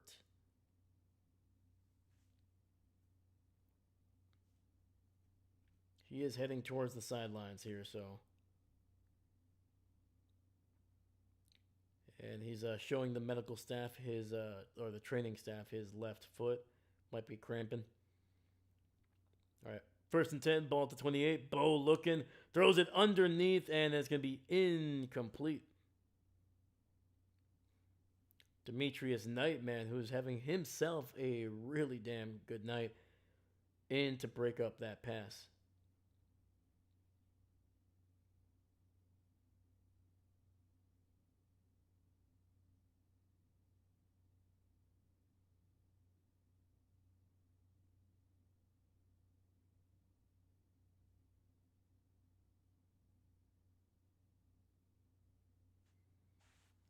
All right, 17 seconds left. 2nd and 10, empty set. Bo Nix alone in the shotgun. Looking, throws it inside, gets it down to the 20. There is a flag on the field, though.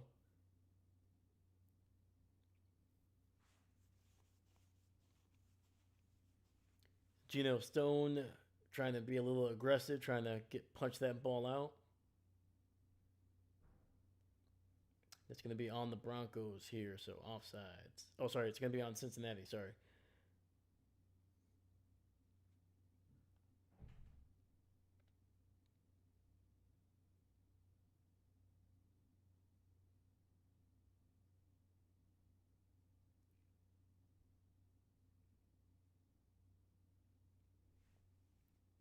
All right, we got 13 seconds left. The clock is stopped because of that penalty, even though it was declined. We got 3rd and 2. Perna must be having a good day. Bo alone in the shotgun, has time, rips it down the seam. Touchdown, Cortland Sutton. And he is slow to get up. Hopefully he's okay. But the Broncos, man, just putting it to the Bengals tonight. Wow. Wow. Yeah, man. I bet Perna is having himself a fun Monday, dude. He was stressing about how he should be good. Yeah, Cortland Sutton landed just right on his back, so hopefully it's more of just the wind got knocked out of him.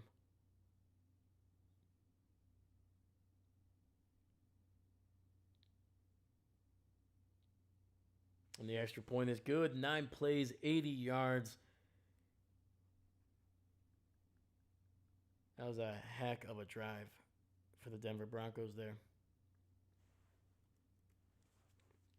8 seconds left in the first half.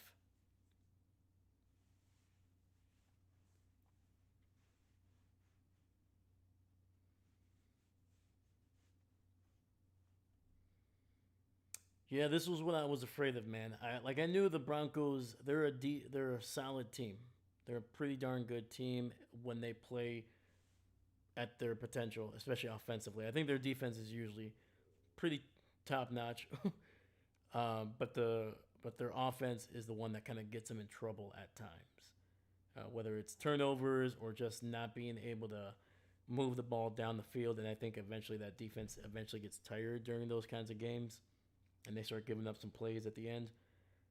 But yeah, man, this was what I was afraid of. I was hoping it wouldn't turn into a blowout, and Cincinnati they could still one touchdown, and we're kind of back into a close-ish game. But yeah, dude, Cincinnati's gonna have to show something here in the second half. And speaking of Cincinnati, they are gonna take a knee here in the end zone, but likely gonna take a knee to try to get to halftime. Well, at least I might get one of my picks right tonight. There we go.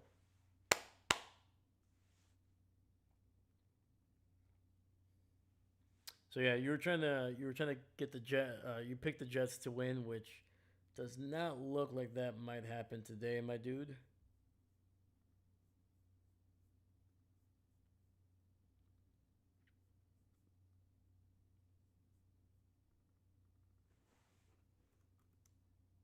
Yeah, right now that Jets game it is just under 9 minutes and it is 13-24. So actually, still not out of the realm of possibility that the Jets could come back in that one. Plus, they have the ball too. So there you go. 8 penalties on the Bengals in the first half. They could have had more if the Broncos didn't decline a couple of those.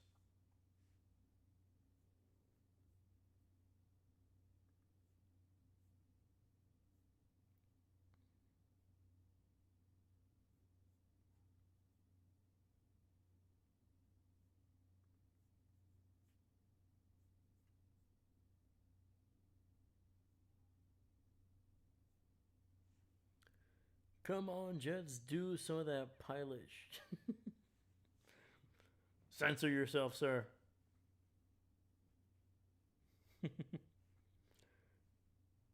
We are a family show like Sesame Street, Power Rangers, and Family Guy. Yeah, it's in the name. Family Guy, Family Show.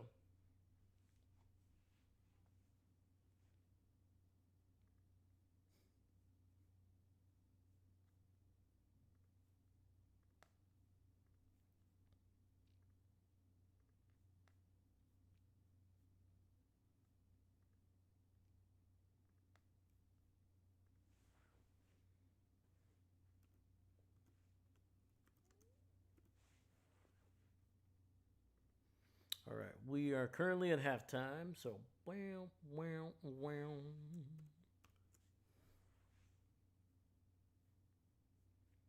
And let's get these bad boys back on the screen.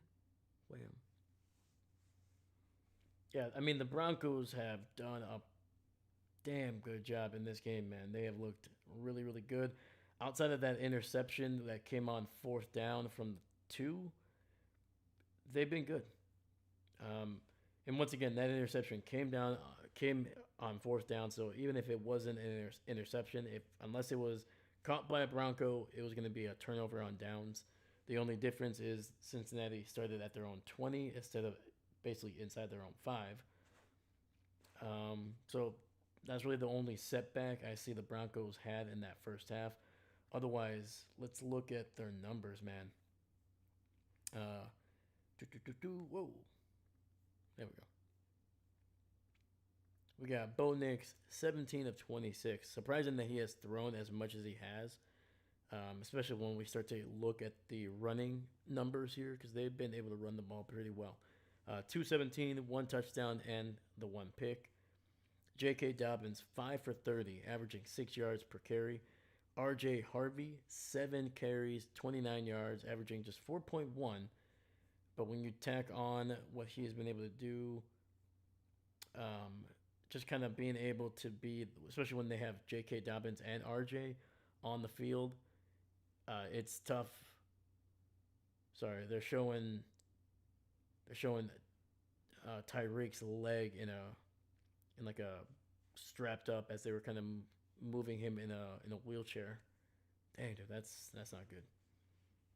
But yeah, when J.K. and R.J. are both on the same or on the field, especially in the backfield, the defense doesn't know which one to go with, who to defend. You try to pick both, but it's going to be even harder because then Bo Nix can just chuck it down the field. So very, very tough.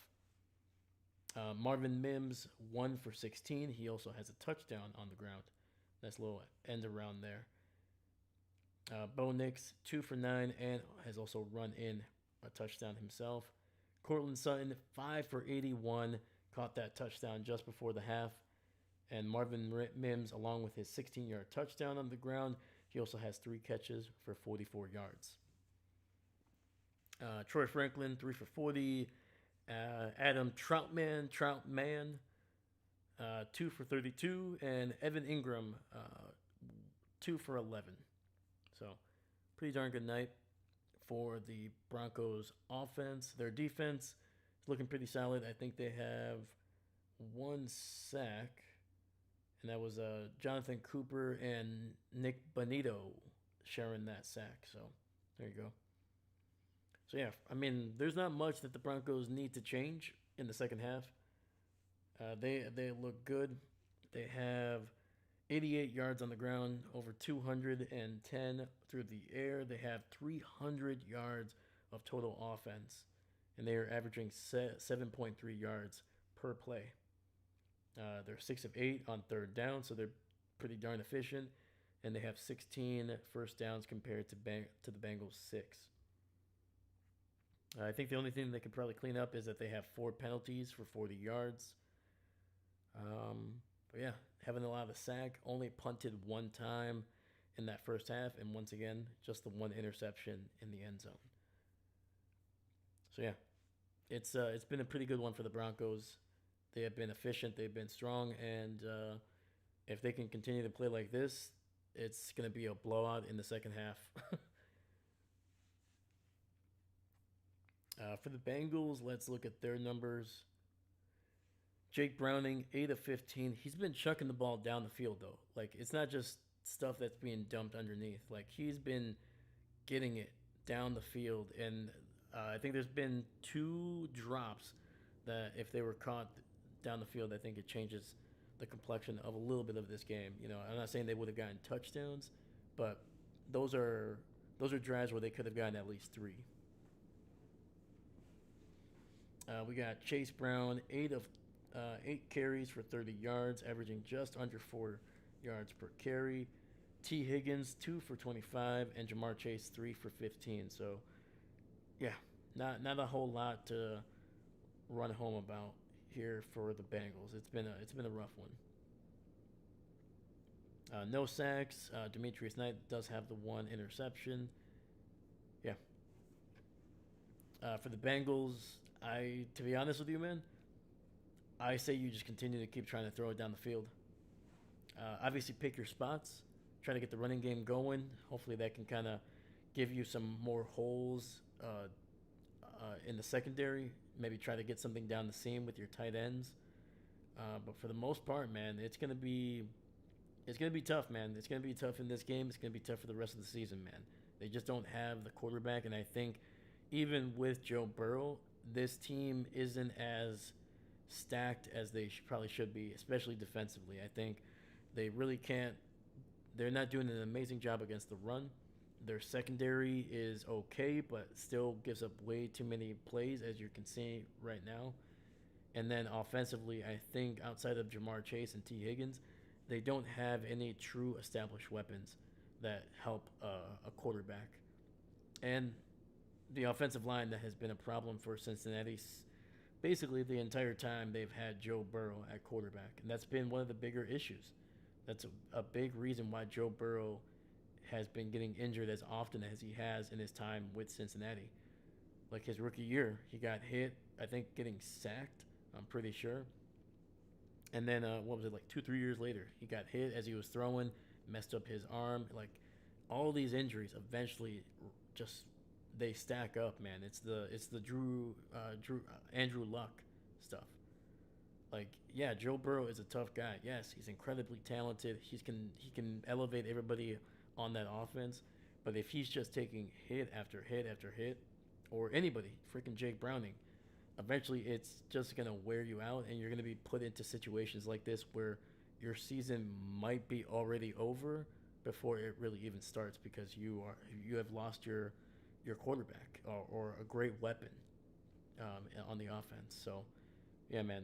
Cincinnati, I don't know what they just have to continue to kind of play this game a little bit. I know I kind of went off on a tangent about the entire season and the organization on that one, but yeah, there's not much to talk about with Cincinnati in the first half here. Not much was working for them. But yeah, if you're Jake Browning, you just continue to try to challenge the secondary, man. I think that's going to be your best bet against the Broncos, and you just have to hope that the talent that you have at wide receiver um, is able to kind of get you some big plays down the field and put you in a position to maybe kind of dig into this Bronco lead, and hopefully your defense can, if the defense can steal another drive or two, or at least hold the Broncos to maybe a couple punts or a field goal, and you can get some points on offense, it can make it a little bit closer at the end. So, yeah. What can we say about the Bengals? They are a football team. That's right there, man. David just said it better, man. He encapsulated everything I just said over the last like 4 minutes in one sentence. There you go. They're a football team. That's what the Bengals are right now. They're a football team. Are they good? No. But they play football. Yeah, man. Man, dang. I was really hoping this game would be a little bit closer, but hey, you know what happens with shutouts or blowouts here? We get a lot of memes, and we're typically going to probably get some turnovers at some point too, because the Bengals are they're going to eventually challenge, and they're going to chuck the ball down the field, kind of maybe get some big plays, maybe get a couple turnovers, and who knows, man? If we are lucky, and if we're good boys and girls watching, we might get a pick six. But yeah, man, that's kind of it for me, man. On what I think these teams could or should do in the second half. The Broncos continue to do what you got to do. Hopefully they don't stop throwing the ball down the field because that's really exciting. And then if you're the Bengals, man, just keep playing, man. Just freaking keep playing. Try to get something down the field, and just hope that your talented receivers are able to make a play.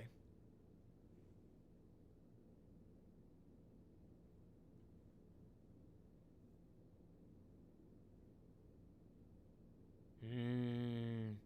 Pick sixes. Oh. Full Homer Simpson on that one. Full Homer Simpson.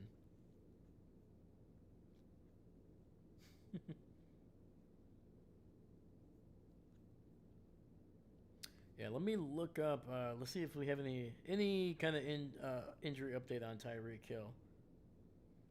So Tyreek Hill was taken to a local hospital because of a knee injury already. Holy cow! It is believed that he has suffered a dislocated knee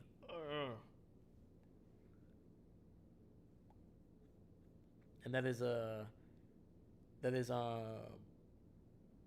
by Ian Rappaport. So Tyreek Hill, not officially yet, but it is believed that he has dislocated his knee.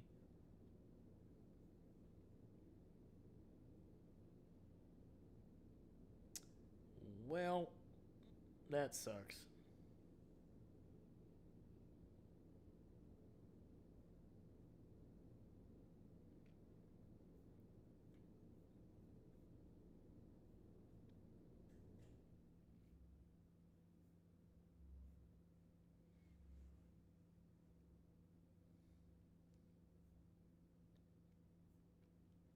Damn.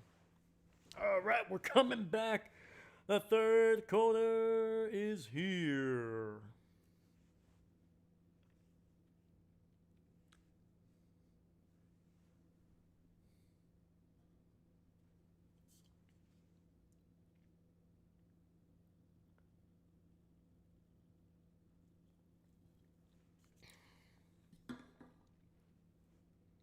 All right, Broncos get it at the 1 to the 10 to the 5, 15 to the 20, 25, and across the 30 is where Bo Nix and this Broncos offense will take over.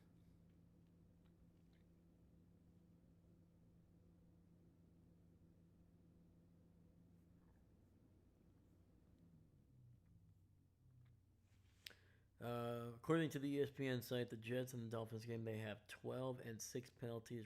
Dang, Jesus, 18 penalties? Dude, what is going on with the NFL, man? They gotta control these refs. There's 12 penalties in this game, and we're even started technically the second half. Bo throws it to the left side, getting it out to Marvin Mims, and he's gonna be good for about 8 yards, setting up a 2nd and 2 for the Broncos.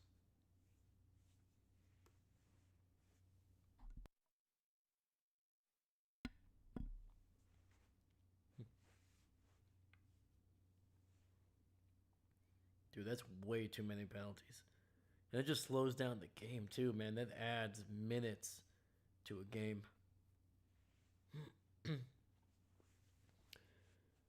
All right, we got Bo Nix under center, fullback, running back in the backfield, single receiver to that left side, hand off, and he's patient and gets across the 40 and down to the 43. First down for the Broncos.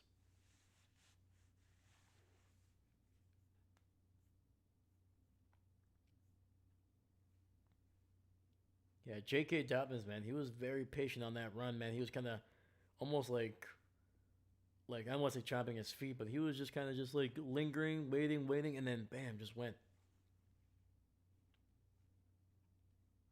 All right, Bo Nix in the shotgun, running 2 receivers to the left, fakes the handoff, pressure, and the ball is batted.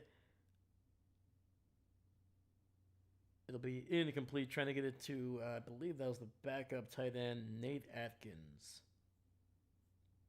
Yep, out of South Carolina.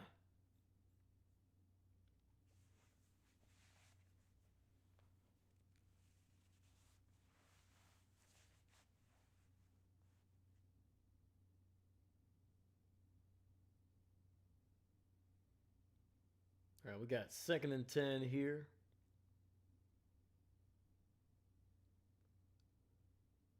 Bo Nix in the shotgun, running back to his left. He keeps it running, and he's gonna he's gonna dive forward for about 2 yards down to the 45.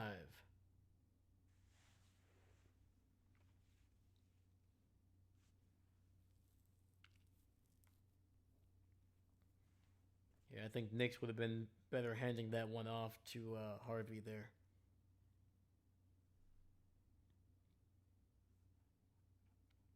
Nix in the shotgun, Tyler Batty to his right, and he's got a single receiver to that left side. 3 receivers on that right side is on the right side. Holy cow! Bo looking, he's scrambling, throws it deep down the field, and incomplete. And this Broncos Offense unable to get anything going here on the first drive of the second half.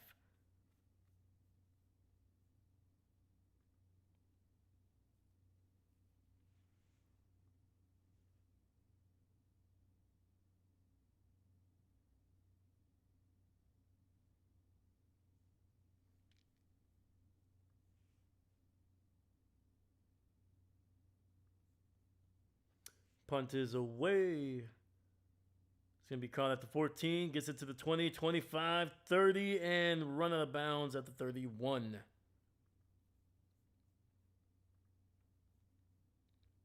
That was a nice 17-yard return by Charlie Jones, a fourth round pick out of Purdue.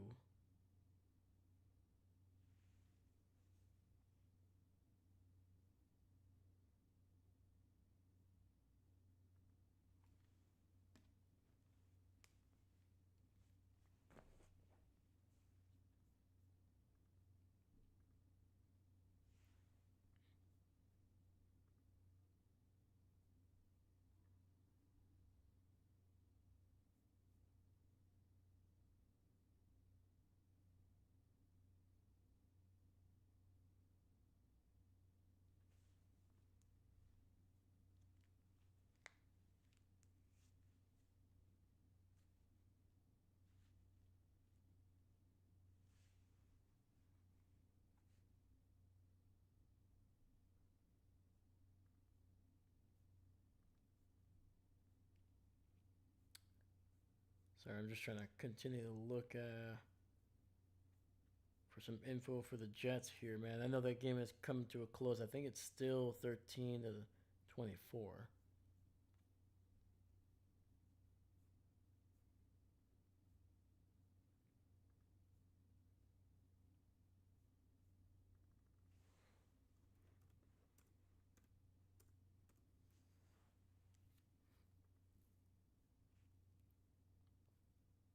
Oh, the Jets just scored, man.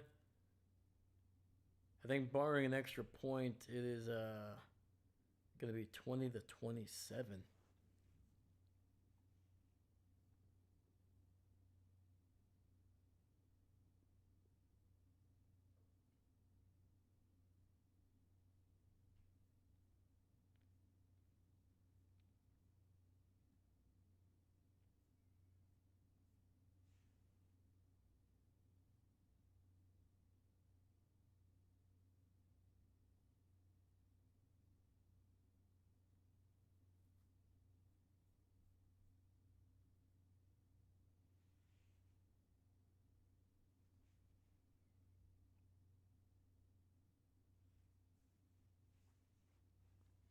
All right, looks like we're coming back from the commercial break here.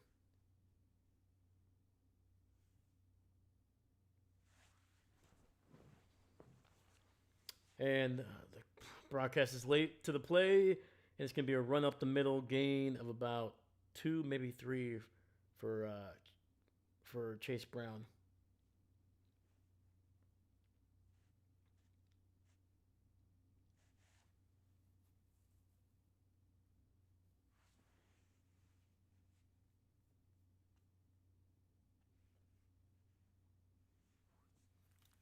All right, we got about 12 minutes left in the third here.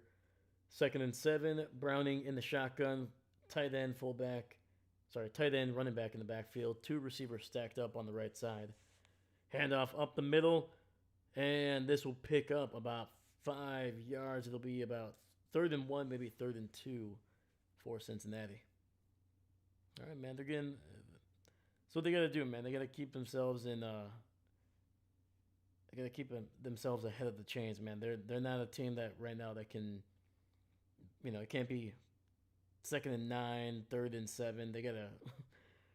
They gotta be able to be close, man. They just don't have the players right now to be in those positions. So we got 3rd and 2 coming up here. 5 receivers set. Two to the right, 3 to the left, and hit and dropped, but not before that ball is able to be thrown. So it'll be an incomplete pass, man. Browning got hit as he was throwing, and then the ball just got batted at the same time, man.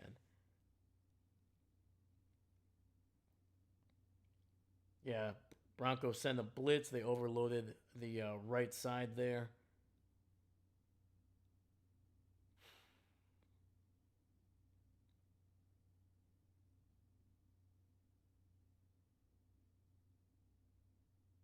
That's rough.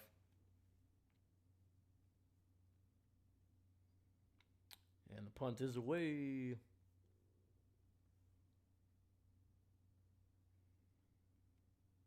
Oh, crap. Is it recovered? It's recovered by Cincinnati, I think. They're having a discussion. Let's see what it is. So, fair catch. Marvin Mims. He's bobbling it, and then recovered by Jules. Or, yeah, is it Jules? 37?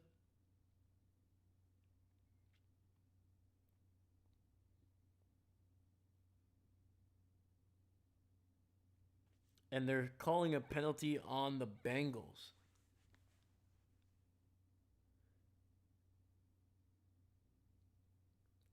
I mean, if I'm Jules, if I'm his coach, I don't blame him on that one, dude. Because Mims was like he bobbled it, like he was like trying to catch it multiple times. Like, what do you do when you're literally inches away from the catcher? Like, yeah, your instinct is gonna be like, is this a fumble? Yeah, I'm gonna grab it. I don't know. That wasn't a that was a flag I'm willing to take. It's a lesson learned. I think it was worth the risk.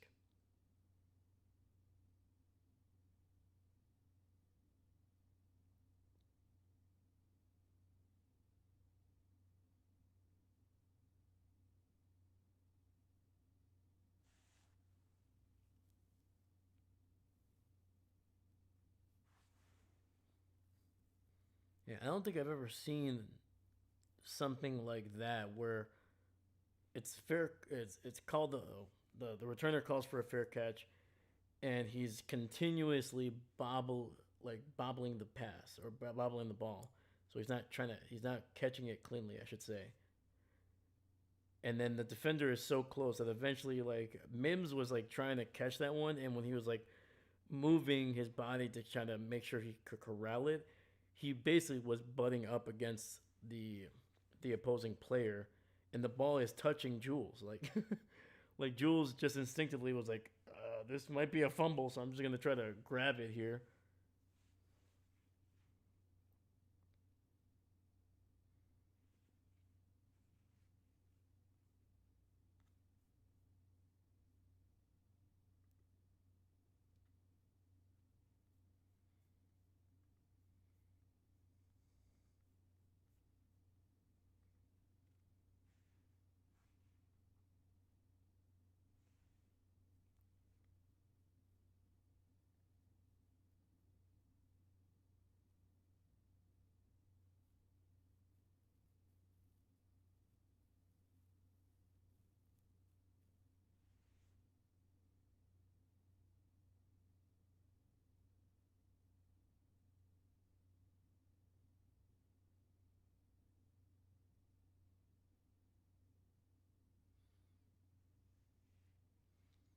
All right, so we're coming back from the commercial break here.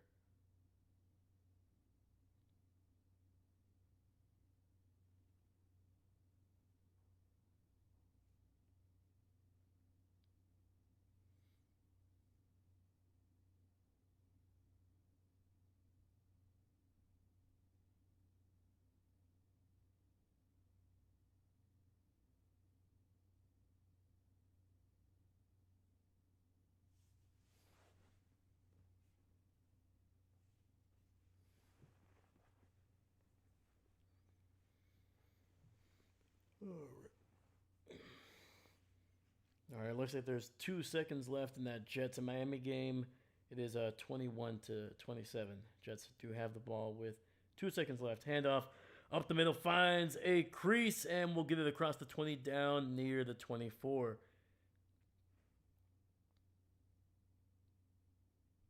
That was J.K. Dobbins with a nice run for 9 yards there on first down. Averaging a healthy 6.3 yards per carry, man. Damn.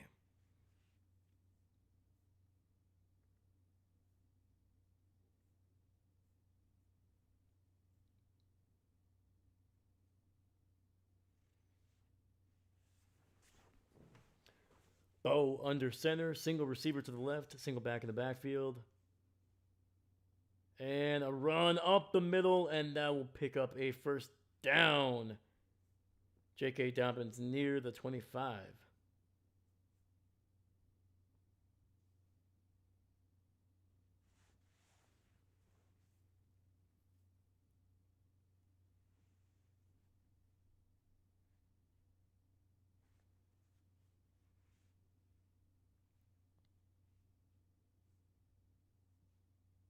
Actually, sorry, I misspoke. Ball at the 30, not the 25. All right, Bo Nix in the shotgun, running back to his left. Receiver in motion, looking, has time over the middle, and that'll be incomplete, trying to get it to Cortland Sutton. We do have a flag on the field, though. It's going to be on the Broncos. Jeez. And that's going to be on the rookie Pat Bryant offsides.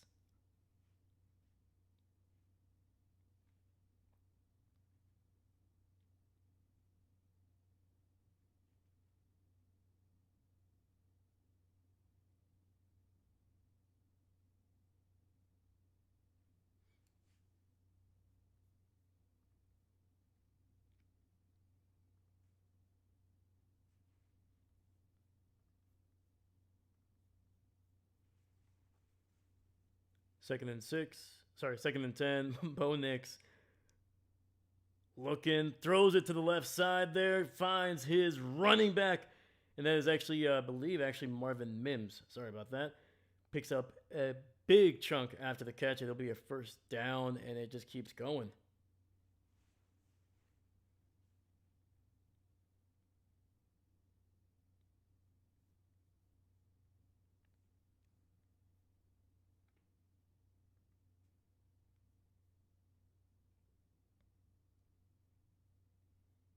Actually, no, that was R.J. Harvey on the catch. All right, Bo under center, single receiver to the left. J.K. Dobbins alone in the backfield. He gets the handoff, running to the left, being patient, and will pick his way near the 50-yard line. Actually going to be spotted at the 49, but there is a flag on the field.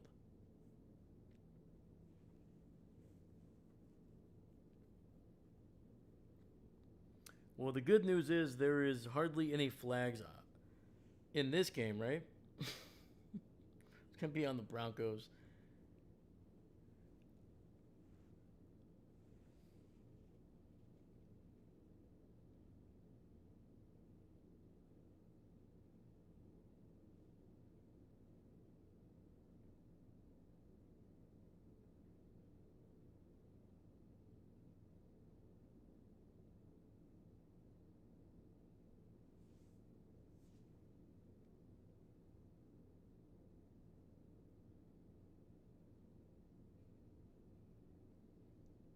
All right, we got first and 25 here. 14 penalties in this game, over 100 yards. Bo takes the snap, looking, dumps it underneath to J.K. Dobbins, and he's going to be able to fight his way for just about 3 or 4 yards.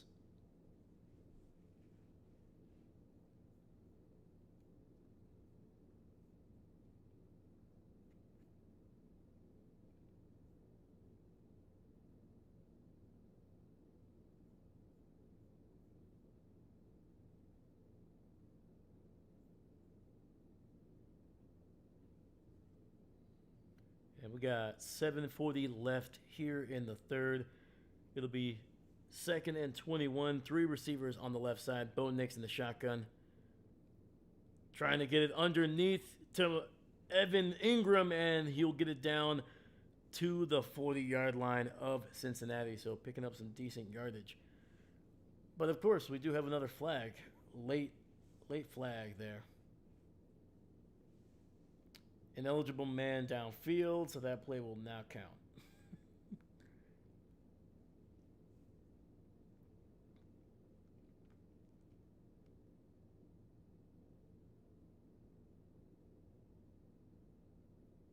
Dang, dude, Jesus.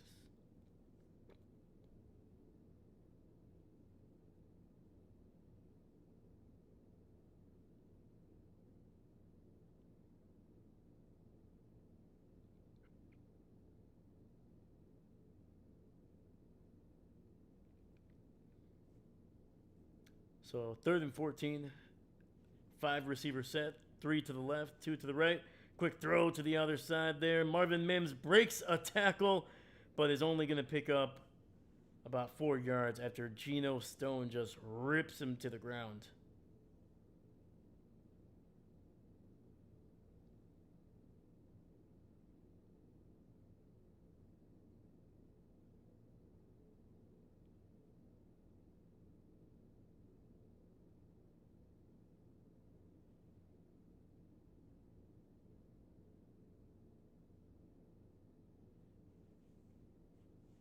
All right, man. So far, the Bengals defense is playing a lot better here in the second half.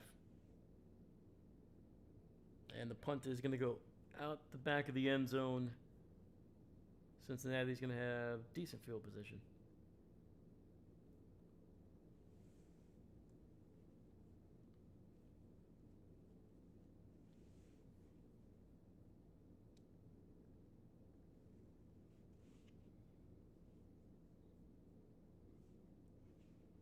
All right, man. How you guys doing in the chat, man? I appreciate you guys being here, man. We still got some decent viewers, man, watching. We still have a decent count here. I think we have looks like 5 people watching. Appreciate you. Thank you. Thank you. All right, let's check that the final score here of the Jets and Dolphins game. They need to use that decent field position to throw a pick six. I agree with you, man. I mean, to be honest with you, I wouldn't mind if there was a pick six for the Bengals and then the Broncos. They can throw a pick six. I mean, let's give the people what they want, man. And of course, they have to do a nice little spin move there at the same time. All right. Doing fine, finishing up work with this in the background. Hey, there we go. There we go. What kind of work are you do you do, or what work are you doing, my man? If you don't mind me asking. You don't have to say anything if you don't want to. I'm just curious. So yeah, it looks like the Jets unfortunately losing their 4th game to start the year. They are 20. They lost 21-27. Miami getting their big first win of the season in Week 4, but unfortunately it came at the cost of losing Tyreek Hill likely for the year. And who knows, man? This could be the final season we see Tyreek Hill as a Miami Dolphin.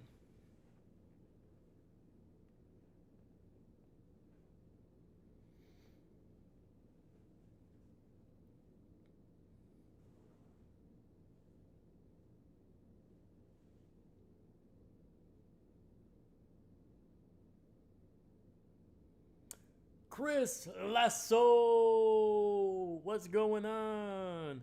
Evening, my friend. How you doing? How you doing? Hey, man. Miami got to win. Let's go.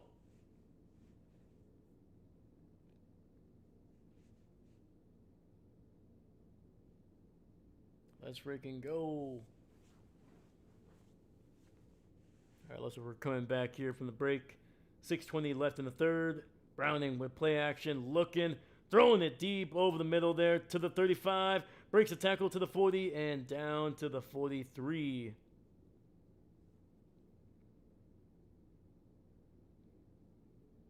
It looks like that was who the heck was that?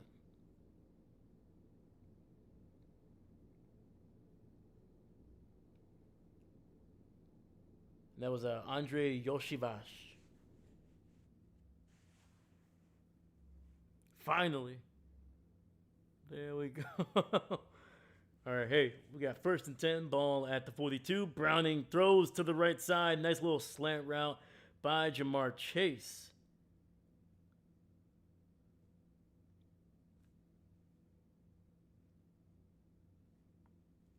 Like you said, though, probably last time Tyreek puts on a Dolphins uniform. Heartbreaking. Seems like he was heating up after that rough start. I agree, man. It's gonna be a run up the middle, first down. Chase Brown across the 40, across the 50. Actually, sorry. Yeah, dude, it's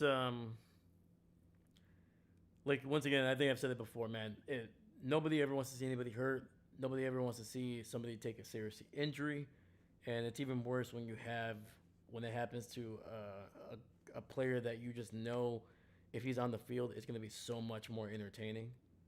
So, yeah, man. Hopefully Tyreek is okay, man. Hopefully he can get back to 100%, and wherever he decides to play next, or if even if it's in Miami, hopefully he can have a decent rest of the way. All right, Browning looking pressured, and we'll throw it away here. Incomplete, but we do have a flag in the backfield here, likely going to be on Cincinnati. Yep, holding.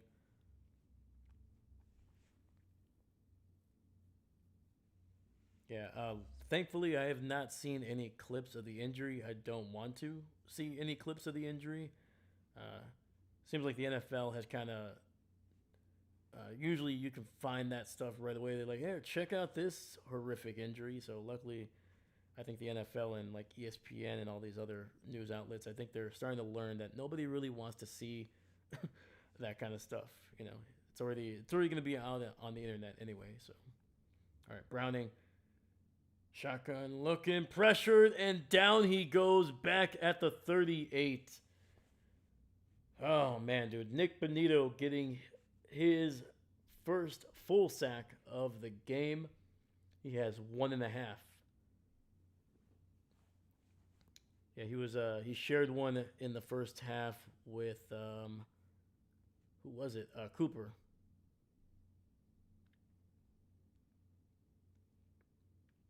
Benito.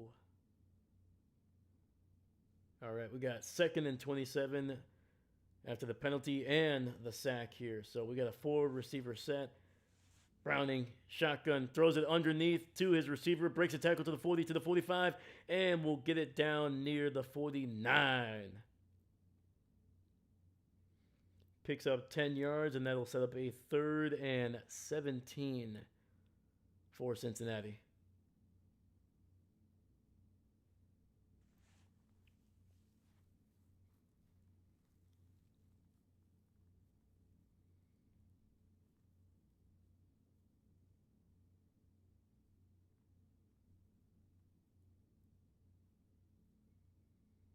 All right. Forward receiver set. Browning alone now in the shotgun as the running back splits out wide. Looking, has some time. Rolling out to his right, running out of time, and we'll just throw this one away. And that was Franklin Meyer putting the pressure on Browning. And it just looks like another ugly, ugly week for the Bengals. They even had a receiver fall down that looks like T. Higgins.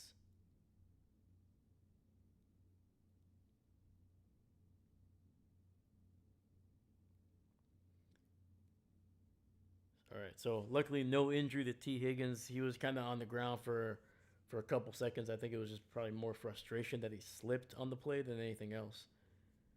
And it'll be fair caught at around the 7. The Broncos take over. Potentially trying to put this one away if they can get a touchdown drive going here. So far, the Cincinnati Bengals defense has done a pretty good job in the second half here.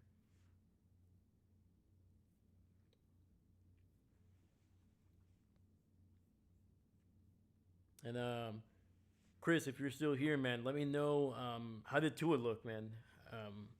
I see the stats here. It looks like he had a pretty decent night. But what do you feel like he kind of was turning the corner a little bit with the offense? Do you think it looked a little bit more cohesive? Let me know. Let me know. I'm gonna try to look at some highlights tomorrow, if not tonight. I'm gonna try to see how the Dolphins looked.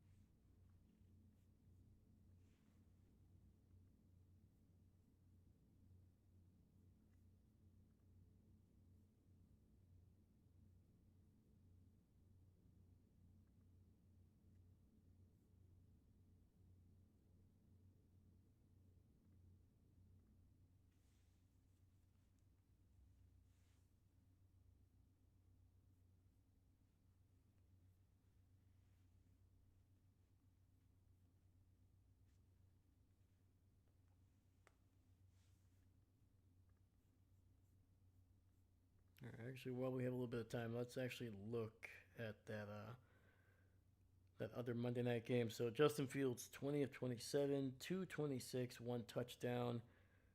Brees Hall, 14 for 81. Justin Fields, 7 for 81 and a touchdown. And Braylon Allen, I remember, I think he got injured during this game. Unfortunately, it looked like a nasty freaking knee injury, man. Former Wisconsin Badger there. Wisconsin kid, was born in Fond du Lac, Wisconsin. Went to high school, obviously in Wisconsin, and then played his college career, his entire college career in Wisconsin. So, yeah, man. We had a pretty good night. Not gonna lie, when he can get through an entire game without throwing a pick, it's a good game in my book. Oh man, dude. Tua, the reputation, man, the reputation. And it's gonna be a handoff. Decent run, picks up about three, gets it down to the 10.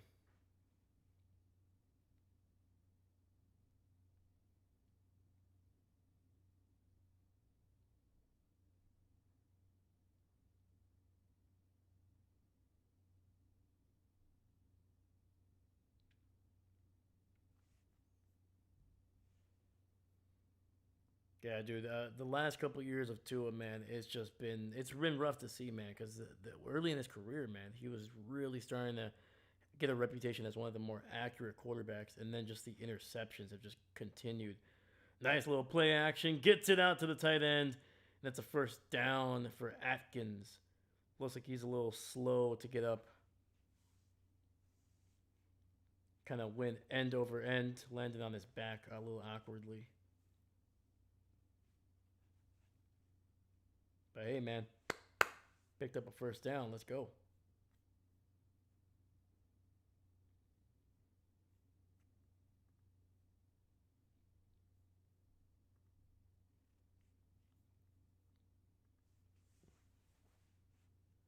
Bo Nix, high snap, gets it out quickly to the 2025, 30 down to the 33. And that is Troy Franklin with a big catch and run and a first down for the Broncos. Yeah, once again, it was a high snap. Bo Nix was originally going to try to do a play action with Harvey, but I think the timing was messed up by that snap, and he just threw the ball immediately to his former college teammate there. All right, first and 10, ball at the 32. Bo Nix, under center, fullback, running back in the backfield, single receiver to the left. Hands it off. Harvey trying to bounce around in the backfield and will be stopped right at the line. Well, good job, Tua. Hey, there you go. Tua, good job. Let's give a round of applause to Tua. Let's go. Let me see here. Let's continue looking around. Yeah, Tua, he finished 17 to 25, 177 through the air, two touchdowns, no picks. There we go, man. Devin Achan, 220 carries, 99 yards, and a touchdown. There you go. And Bo Nix, not liking what he was seeing there, is going to use the first timeout of the second half with 6 seconds left in the third.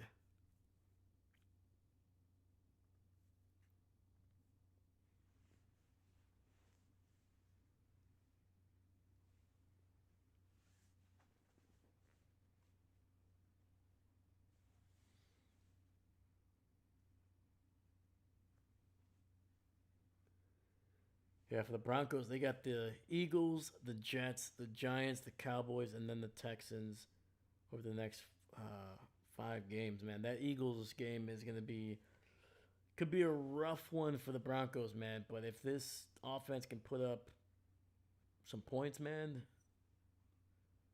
they should be able to challenge the Eagles, man. They just got to slow down that running attack for the Eagles. Quick throw to the left to the 40, and it'll be a first down. That is J.K. Dobbins with a nice catch along the right sideline. Sorry, along the left sideline and picking up a first down. And that is the end of the third quarter here in Cincinnati.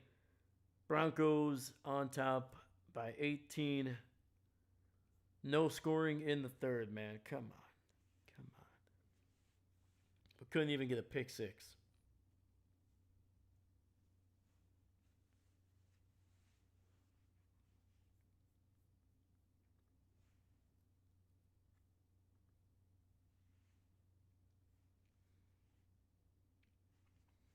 Actually, let me see. I knew I'm gonna lose this week in fantasy, so I was the last undefeated team in my fantasy league, and unfortunately, I could have won, man, but I had too many guys not perform. I had Ladd McConkey and David Montgomery. Those guys combined for 3.3 points. And of course, I left Travis Etienne, who had nearly 20 points on the bench. And then I also had DeAndre Swift, who had 16 points. And then I had finally Tyler Warren on the bench, and he got me 18 points. And from the looks of it, I'm going to lose by 25 points. So my bench was looking good. My bench was looking good. Come on, Bo, throw a pick six to start the fourth. Absolutely, man. We got to get something going here.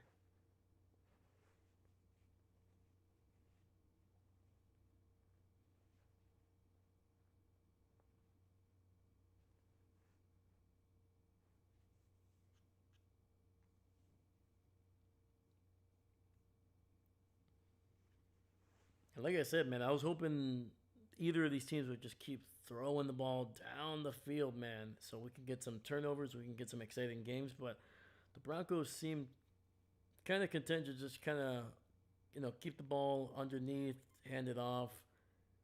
They're still getting big plays, but they just haven't really been able to go all the way to the end zone in the second half here. So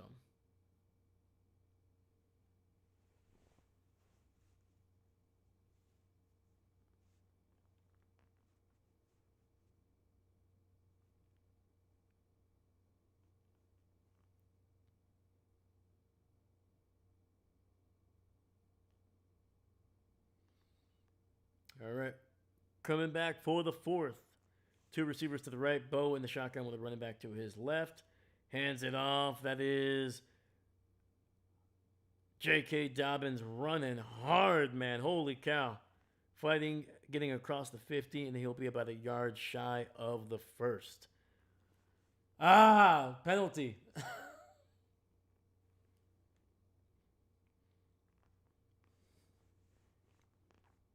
That's on the guard, Wettenberger. Sorry, not Burger, Wettenberg.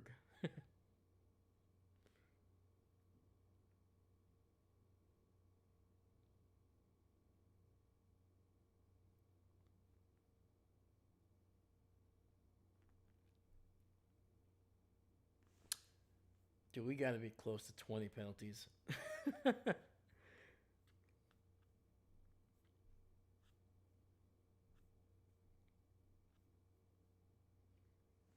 All right, first and 19, and another penalty even before the play even started, man. It's a false start, and that's again on Wettenberg.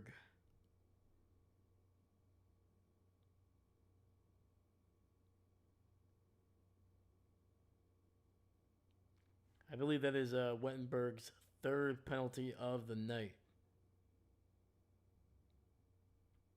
His second in as many plays. Come on, two more accepted penalties, and they will beat the Packers game flag count. No. Broncos throwing it deep. He's got a man. Oh, no. Oh, not enough juice on that one, man. He just came up just short. Franklin having to try to slide to try to stay stay behind and be able to catch that one. But Bo Nix not putting enough on that one.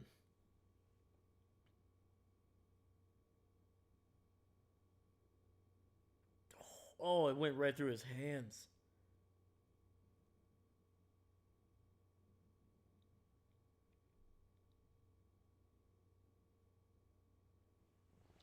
All right, we got second and 24 here. Bo in the shotgun, running back to his left. And it's going to be dumping it underneath. And Harvey able to get about 4 yards. Trying to shake Knight, who has an interception here tonight. Unable to.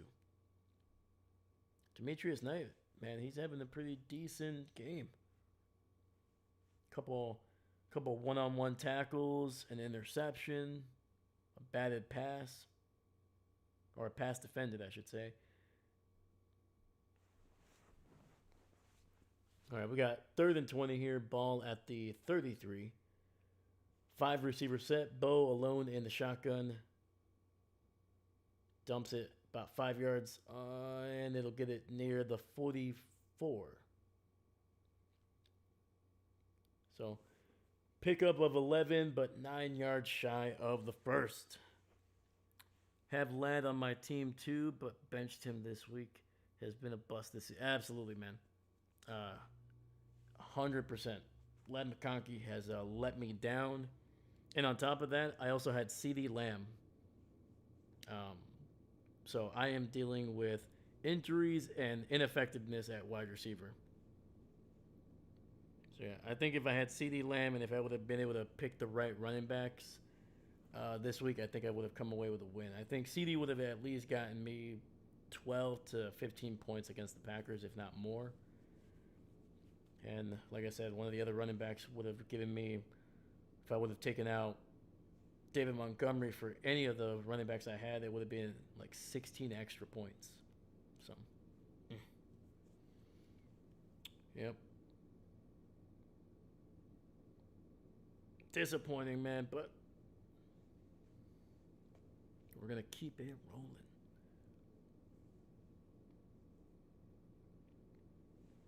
Yeah. Like again, I have a decent team, man. It's just I didn't pick the right guys, and I'm dealing with some injuries, man. I need a second wide receiver, man. Oop, ESPN site says 13, Dolphins 6 for total penalties. 19 penalties, man. Holy cow. I mean, we got to be close in this game too. We got 17 penalties, 10 for the Bengals, 7 for the Broncos, for a combined total of 132 penalty yards. And I think there's been at least 3, if not 4 penalties, might be 3, that have been called but declined. David, the refs are definitely flag happy against the Jets. It was a bit much. Yep. Seems like the referees in prime time this week have been a little flag happy.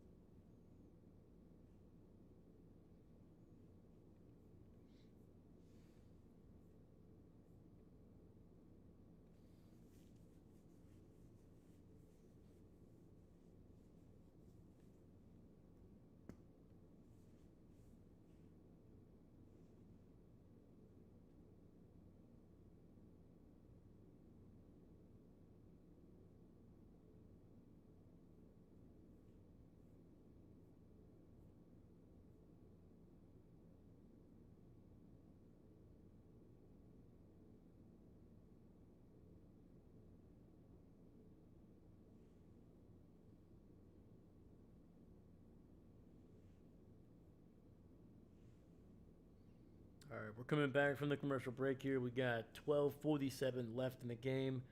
Two receivers to the left. Browning in the shotgun with a running back to his left. Looking, dumps it underneath to Chase Brown, and he's going to pick up a first down and a little more. Gain of 12 on the catch and run.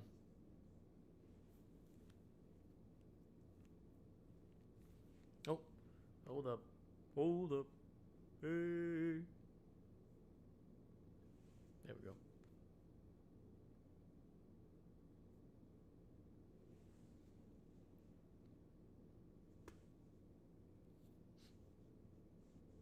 All right. First and 10, single receiver to the right. Browning in the shotgun, throws it underneath, and the ball is going to be incomplete, trying to get it to Jamar Chase.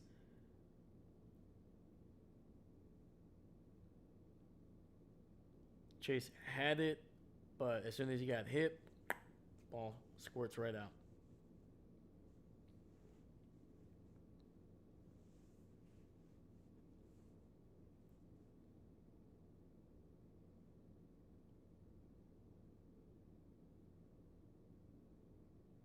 All right, second and 10, ball at the 28. Browning alone in the shotgun. He's got two receivers on that left side. Looking, has a little bit of time, and will run out of time. That is, I believe, Franklin Meyer with a sack.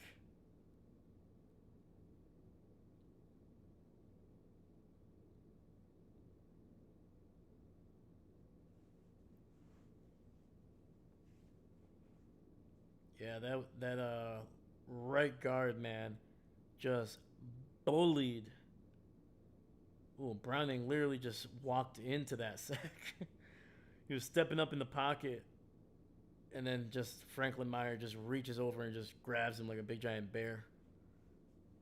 All right, third and 16. Browning running, and incomplete.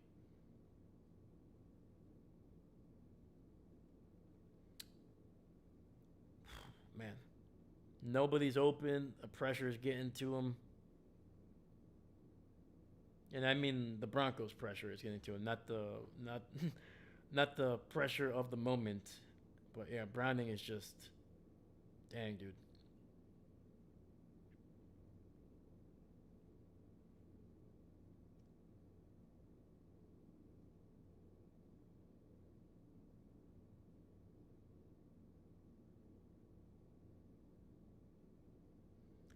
Caught at the 17 and taken down near the 23. You know what, Dave? I think you should do a spin move. Oof. You know what? I'm going to put it on these teams. If one of these teams can get us a touchdown, I will do a spin move.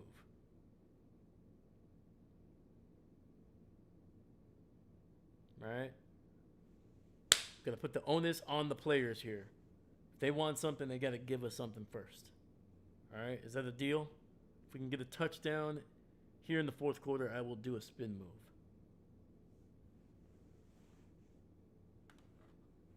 All right, I got to limber up here. Get the legs, get the legs going here, get the blood flowing.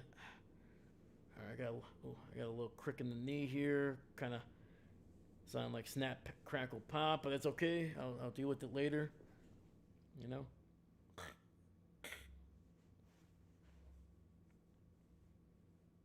There we go. All right. All right, man. I'm limbered up. All right.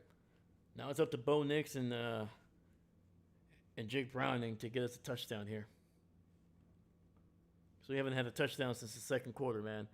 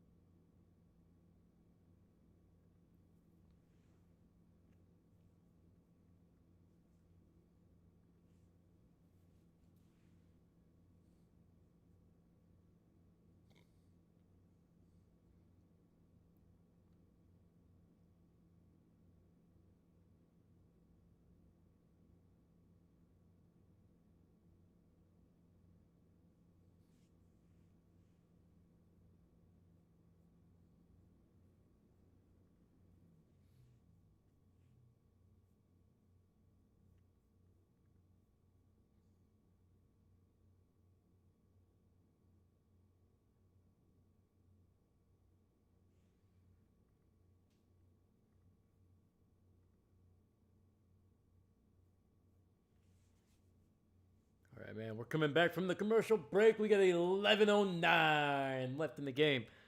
Come on, man. Let's get a freaking touchdown. All right, man. Come on.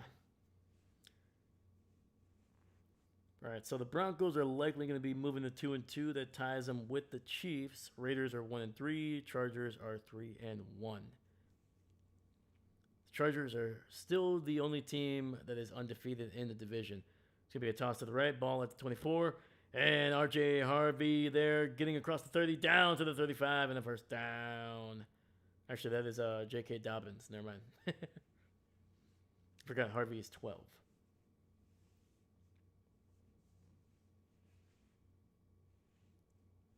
Yeah, Dobbins been pretty good tonight, man. He has been pretty good. Yeah, I think that last run put him over 60 yards on the night. All right, Bo under center here. Another handoff. J.K. Dobbins fighting for that extra yardage and getting it across the 40 down to the 39. I think you're starting to see this Cincinnati defense that they're starting to kind of just, mull around. I think they know what's happening.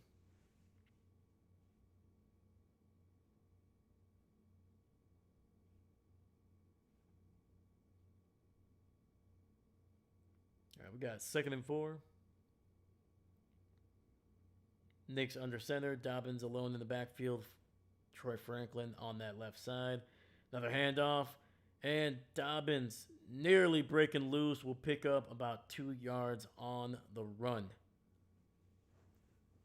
Sets up a 3rd and 2.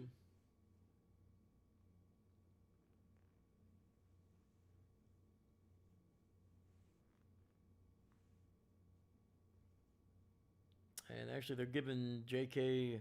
3 yards on that run. So 3rd and 1 coming up.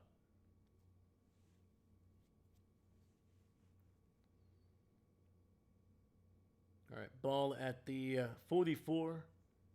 Bo in the shotgun, rolling to his right, gets it out, and it's going to be a first down. That is Marvin Mims getting it across the 50 down near the 45 of Cincinnati.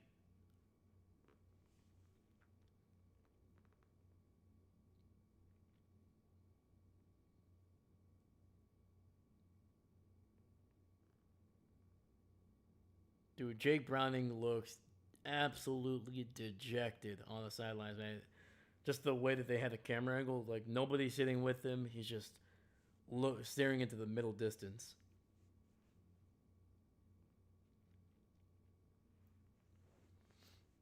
All right, we got 8:25. Bo pitching it out. And it's going to be a gain of about a yard, maybe 2 for Dobbins.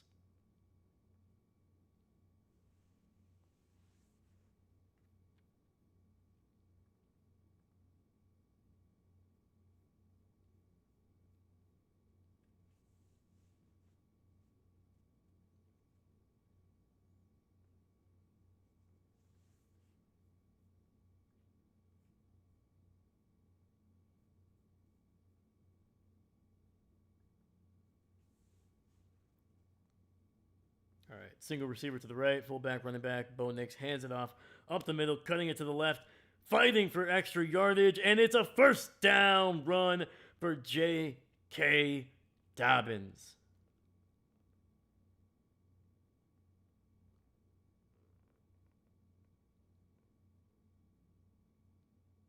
Yeah, Dobbins bouncing it to the left there, Cincinnati trying to strip that ball out, but Dobbins said nah.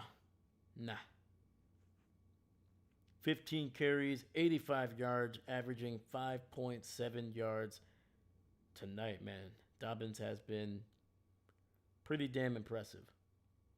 Single receiver to the right. Bo pitching it out to the left. He's got some room. He's to the 30, to the 25, to the 20, and down near the 18. J.K. Dobbins approaching 100 yards. That might have actually gotten him to triple digits tonight. And it did. 101 yards on the night.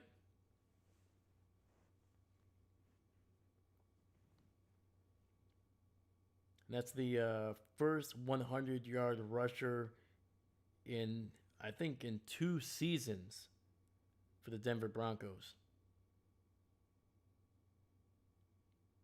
Bo hands it off up the middle. Harvey picking up about 3 or 4 yards on the carry, getting it inside the 15. All right, man, we're close. We're close to a spin move here.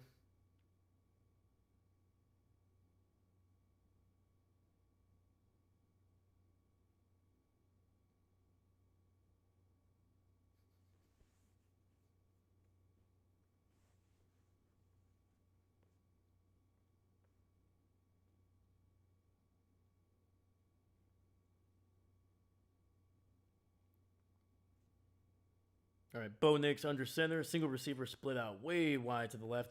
Handoff up the middle, and a gain of 2 by the rookie.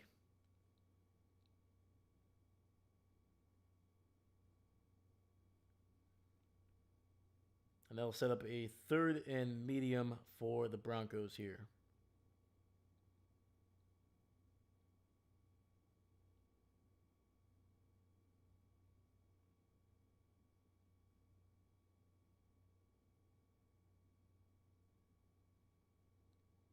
All right, 5 receiver set.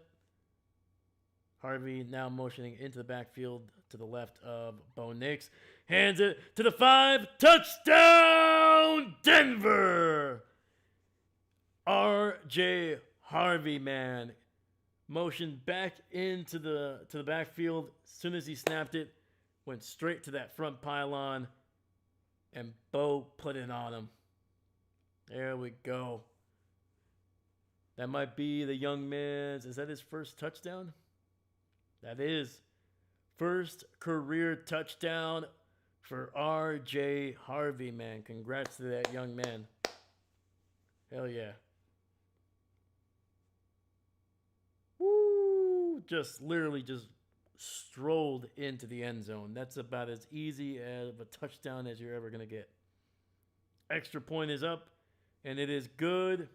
All right. Oh, oh man.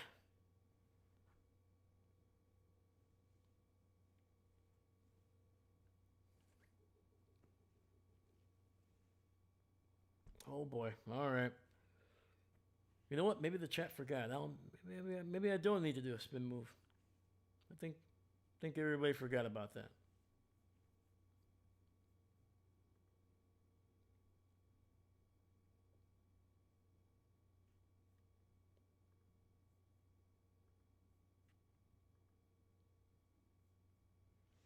All right, we got 4:58 left in the game here.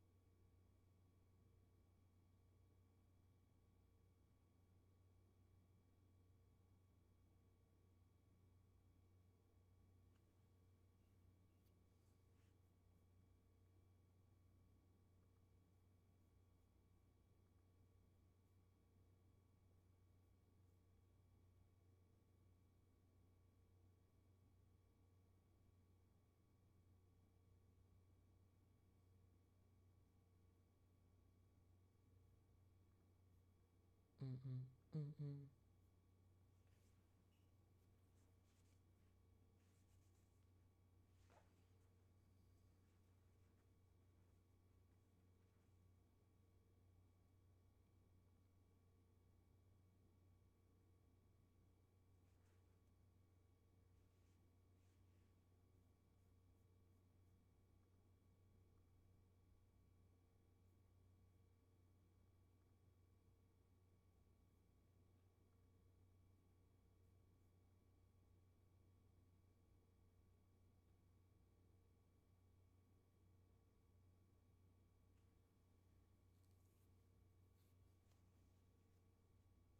Dude, Broncos offense, man, closing in on 500 yards, man.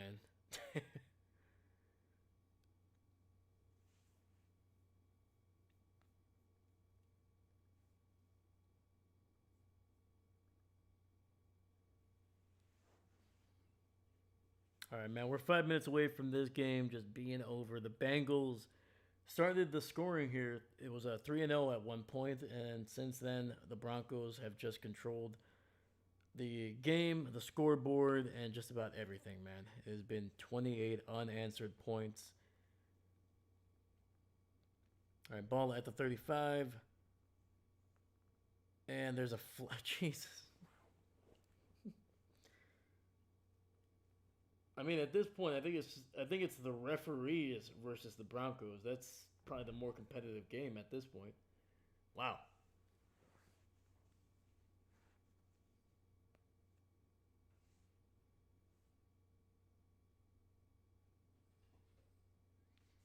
All right, back at the 30, first and 15. Jake Brown in under center. Hands it off to his receiver on a nice little end around to the right side and picks up 5 yards back to the original line of scrimmage. Doink. I saw that too. Oh, dude, I remember. I don't know if you guys ever seen arena football, but there's like nets at the behind the goal, basically behind the end zones. And if the ball is thrown and it bounces off the net and still in play, it is still a live ball, so it can still be intercepted and caught. And yeah, man, that was anytime I saw. I actually went to a couple indoor games a while ago, and it was really good. Quick throw to the left and picks up maybe a yard. That is Jamar Chase on the catch. Yeah, I think I went to a couple. Went to more than a handful of arena games, like in the late 2000s, early 2012, or 2010s. And yeah, dude, the rules were always so wild, but that was always one of the kind of the fun ones. That if it hits the back of the net and it stays in bounds, it's still a live ball. So that was really cool. Saw some wild finishes that way too. All right, Browning in the shotgun, three receivers on that right side. Quick throw underneath to T. Higgins and across the 40 down to the 42. And that is fourth down coming up for the Bengals. I mean, if you're the Bengals, just we're going for it, right?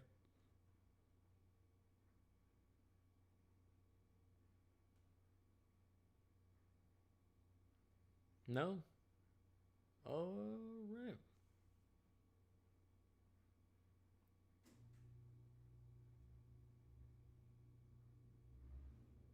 All right. Bengals are just going to punt this one away.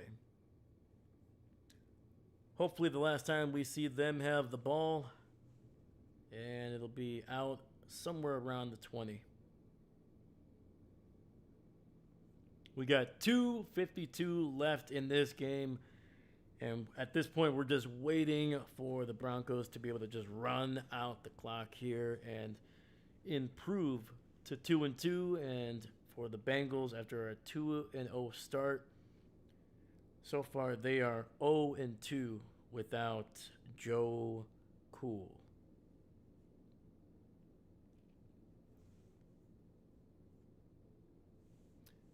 If I were the Bengals, I would have whatever team out there that needs reps. You can't go wrong. You're not wrong, man. You are not wrong. It's going to be a run up the middle, and it actually picks up about 4 yards. Holy cow.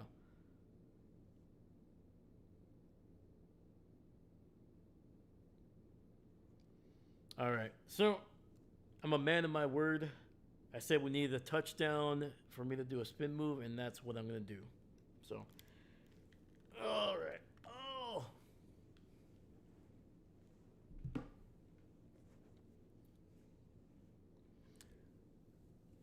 It's going to be a toss to the left, to the 20, to the 25. He fights through a tackle, picks up the first, did go out of bounds, and I think the clock is going to be stopped. That is a TJ Slayton on the tackle, the former Green Bay Packer. All right, ready? You ready to see a below average man do a spin move here? Can you see me? All right, ready? There we go.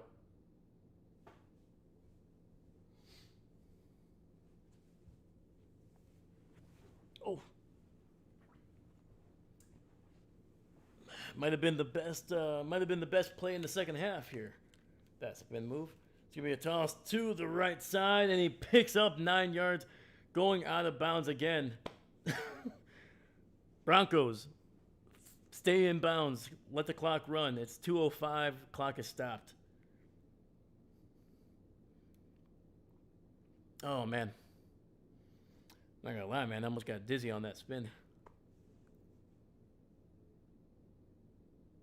I give it a 9 out of 10.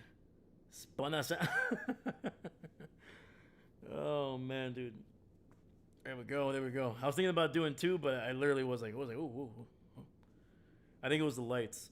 Honestly, that blue light, dude. It is incredibly like neon blue.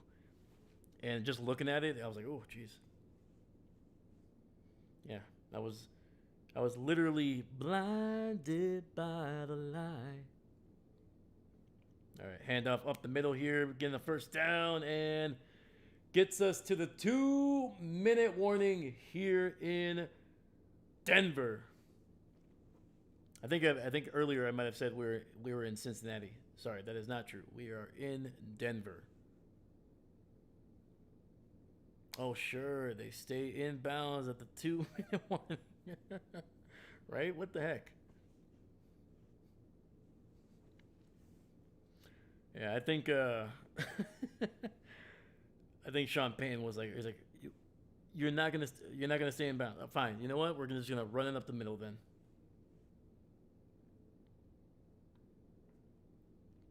Well, the good news, unless the Bengals choose to use their timeouts, we will just see 3 kneel downs, and that'll be the end of the game.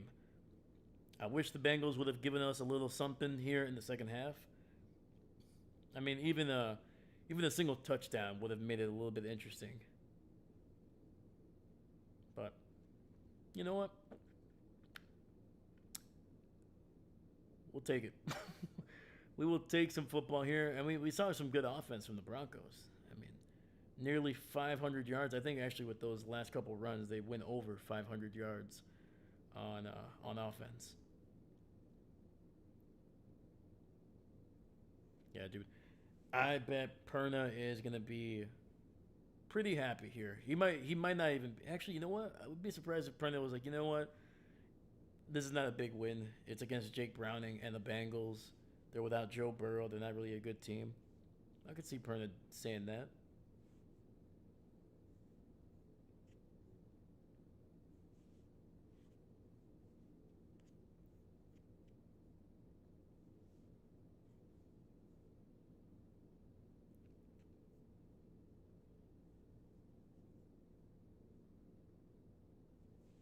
Holy cow, man. We got 5 people here this late on a Monday night blowout game. Hey, thank you so much, man. I appreciate you guys.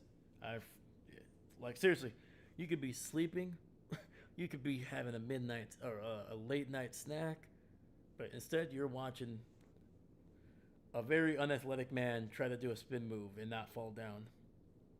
I appreciate you, man. Thank you. Yeah, man. But thank you, man. If any of you guys are new, please make sure you leave a like and subscribe, man. We're trying to continue to climb up the rankings here at subscribers. But hey, we got to 100 before October. That was a big goal for me and on the channel, and we got there, man. So thank you. I appreciate you guys.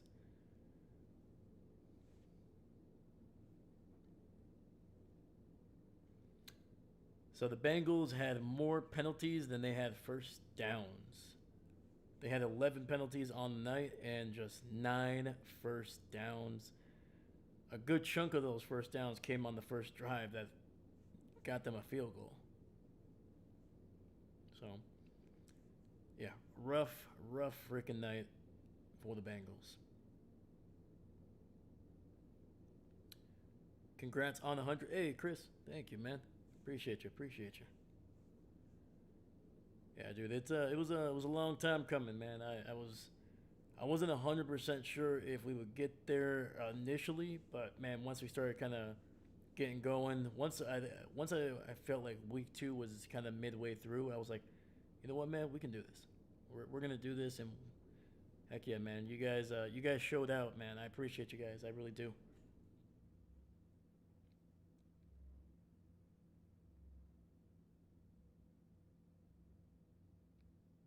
And Bo Nix takes the final knee, and that is going to be the end of the game here. Boom. We'll finalize this bad boy here. So for the Bengals, they have now dropped two consecutive games to fall back at 500. And the Broncos have improved. Whoa, have improved to 2-0, man. They are now tied with the Kansas City Chiefs in the AFC West. They are one game behind, 1.5 games behind the Chargers there. So we'll see, man. It's the AFC West is going to be pretty interesting here. Actually, no, sorry, no. The Broncos are 2-2. The Chiefs are 3-1. Sorry, no, Broncos are still in third place here. Sorry, I'm losing my mind here. Oh no, wait, what the heck? What is the record of the Kansas City Chiefs? They were 0-2 at one point. My God, dude. I gotta get my life together, guys. I'm sorry. Whew. All right, so Kansas City.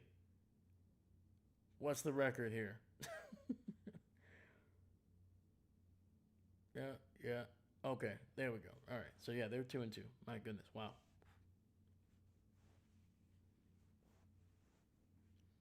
So I can count to 100 in subscribers, but I can't count to 2-2. Man, unbelievable. There we go. Holy cow, man. We got 7 people here. Let's freaking go. There we go. Thank you, David. I appreciate you. Even the David is like, he's getting my team wrong. What the heck? Yeah, right. There you go. 2-2, tied up. Look up the song. I can only count to 4. Oh, man. Unbelievable. Unbelievable. See, this is why I record. I gotta have proof. I gotta humble myself. You'd be like, anytime you start to think a little too highly of yourself, you remember back to this moment. You're like, you know what? No.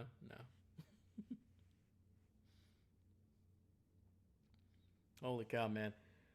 Yeah, 28 for the Broncos, just 3 for the Bengals, 28 unanswered points for Denver to close this one out, go to 2-2 on the year. The defense looked good. The offense putting up over 500 yards on the night.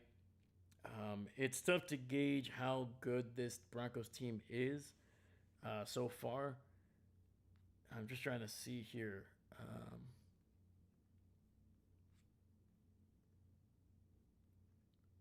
So the Broncos, they went up against the Titans in week one, which is a team that they should beat. They lost by a point to the Colts, and then they lost, obviously, to the Chargers there. And getting a big win.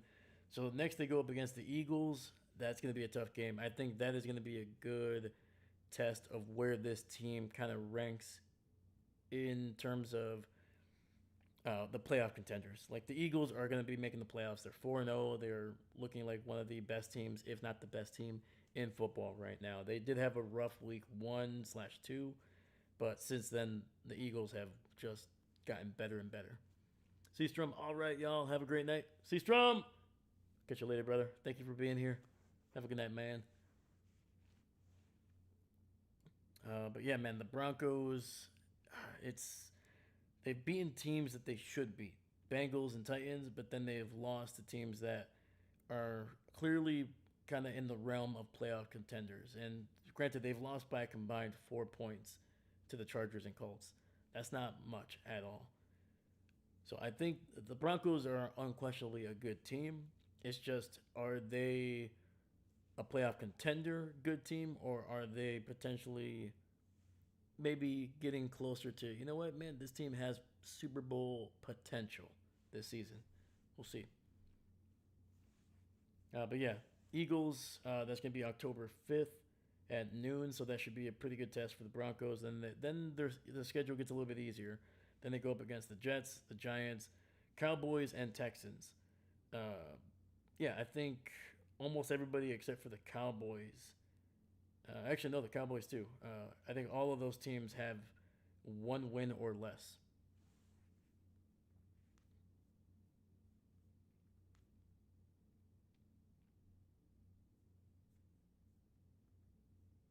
Yeah, Cowboys 1 and 2 and 1,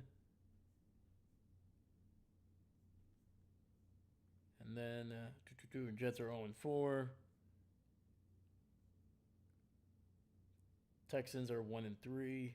Yeah, so yeah, there isn't a whole lot of stiff competition after the Eagles for for the Broncos here. So I think even if they lose to the Eagles, which should be a competitive game, there's a likelihood that they are going to go 4-1 over the next 5 games.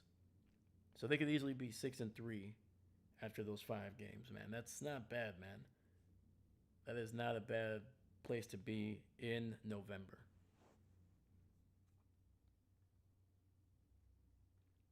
All right, let's look at the Bengals once again. I think once we found out that Joe Burrow was likely going to be out for probably like the next 3 months, I think we all had a sense of this season could be over for the Bengals. So they got a big win against the Browns in Week 1. It was a 1 point win. Then they beat the Jags 31-27. That's when they lost Joe Burrow. And then they've lost by a combined, they have scored 13 points and have given up 76 over the last 2 games. 13-76 against the Vikings and the Broncos. And their schedule does not look easy the rest of the way. They got the Lions next week. Then they got the Packers. The Packers will be coming off a bye, potentially healthy, potentially hungry after underperforming the last 2 weeks. Then they go and face off against Aaron Rodgers and the Steelers. And then they finally go up against the Jets and the Bears. The Bears offense looking pretty solid. The defense is also looking pretty good. And obviously the Jets, they are 0-4, but man, dude, they have been able to put up points on some of their games, man. Especially they have a healthy Justin Fields. So yeah, for the Bengals, there is no gimme over the next 5 games. I could see them at best going 2-3. I could see them beating the Jets or the Bears, or maybe they can upset the Steelers and stuff like that. But yeah, it's a 2-3 at best, or 0-5 the rest of the way. Damn. Mm. So yeah, that's kind of the look ahead of these teams, the forecast. The Broncos look like they're going to be in their easier part of their schedule. They could be kind of pushing for the playoffs here by early November. And if the Bengals can't figure out something here offensively and defensively, they could easily be 2-7 well into November. So, damn.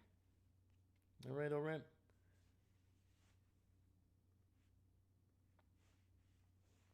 Yeah, those were my thoughts, man. The Broncos, they did what they needed to do. They ran the ball well. They had a 100-yard rusher. Bo Nix did not turn the ball over outside of that one pick in the end zone. He was throwing balls down the field. He was picking up big chunks of yardage. Um, Mims, R.J. Harvey, J.K. Dobbins, you know, all the initials were killing it today. Cortland Sutton had a pretty darn good first half. And the Broncos defense, even though there was not any true massive splash plays, they did what they needed to do. They were able to stop the run. They were able to put pressure on the quarterback, force him out of the pocket, move the platform, and then it seemed like the coverage was great, man, because it just every single time Browning either tried to throw it down the field, he could either not find anybody to throw to, or when he did throw the ball, the coverage was just right there. So yeah, that's uh that's kind of what the Broncos did, and they got to continue to do that, man. That hopefully the defense can continue to play well, and this offense can be a little bit more consistent throughout the rest of the season. Bengals, yeah, nothing really worked for them today. Outside of that first drive, it was penalties, unable to run the ball, protection was rough, and then just couldn't get anything down the field. Man, the receivers were struggling to get separation, and the defense had a decent had a good third quarter, and only gave up a touchdown in the second half. But I think by that point, I think the Broncos were just kind of they were satisfied with what they had. They were just trying to make sure that they were not going to be putting themselves in bad situations by giving the ball away. So, but yeah, that's it, man. I think that's gonna be it for me tonight, man. What a freaking weekend on the channel. Yeah, we got to 100 subscribers, a huge milestone, a small one, but a freaking huge one for the channel. Thank you again.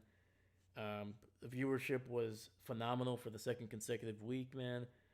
That's a credit to you guys. That's a credit to you that are watching. Everybody, man. I appreciate you guys, and also the chats have been awesome, man. Once again, like I said, I think I mentioned it during the 100 subscriber stream. Like, you guys in the chat are a massive reason why these streams have been doing so well. Like, trust me, I can do my best. I can try to be entertaining. I can try to be funny. But at the end of the day, you guys are the ones that are helping me kind of fill out the rest of the 3.5 hours that these games are. Like, there's a lot of downtime in these games, and you guys are as big of a part of the entertainment, as big of a part of what kind of keeps these streams interesting and entertaining throughout the streams as well. So thank you to everybody that hits up the chat, man. It does mean a lot, and it has an effect. So thank you. David Stegosaurus, the refs flags worked for the Bengals.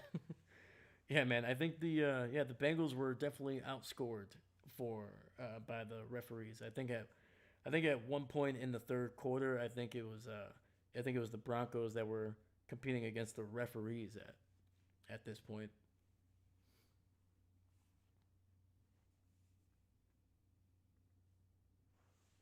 But yeah, man. I think that's gonna be it for me tonight, man.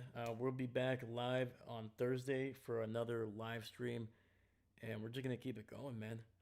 5 more games next week. Eventually, I think if they're able to stagger the Monday night games like they did a couple weeks ago, we might try to do 2 games on Monday. Otherwise, I think at some point I'm gonna try to do one of these European games, some early ones. Let me know if you're interested in those games. But yeah, I'm gonna try to test one out. I think it probably won't be next week. I'm gonna have to double check. But eventually, I do want to try to see if I can get some get the Sunday going a little early on one of those ones. That's gonna be a long freaking day if I do that. What, 8:30 all the way probably to like 10:30 one of those Sundays. It's a lot of football, man. So yeah, but that's gonna be it for me today, man. Shout out to Chris Lasso, David Stegosaurus, of course, C Strum, Captain Mickey Mouse was also here. Yeah, man, we had some great people watching Monday night today. So, and we had a lot of great people throughout the week. So hey, let's freaking go, and we got to 100. Let's see if we can get to 250 by the end of the season. That's the next goal. Yeah, we got to get to 250 by Super Bowl, man. That's the goal. That is the goal.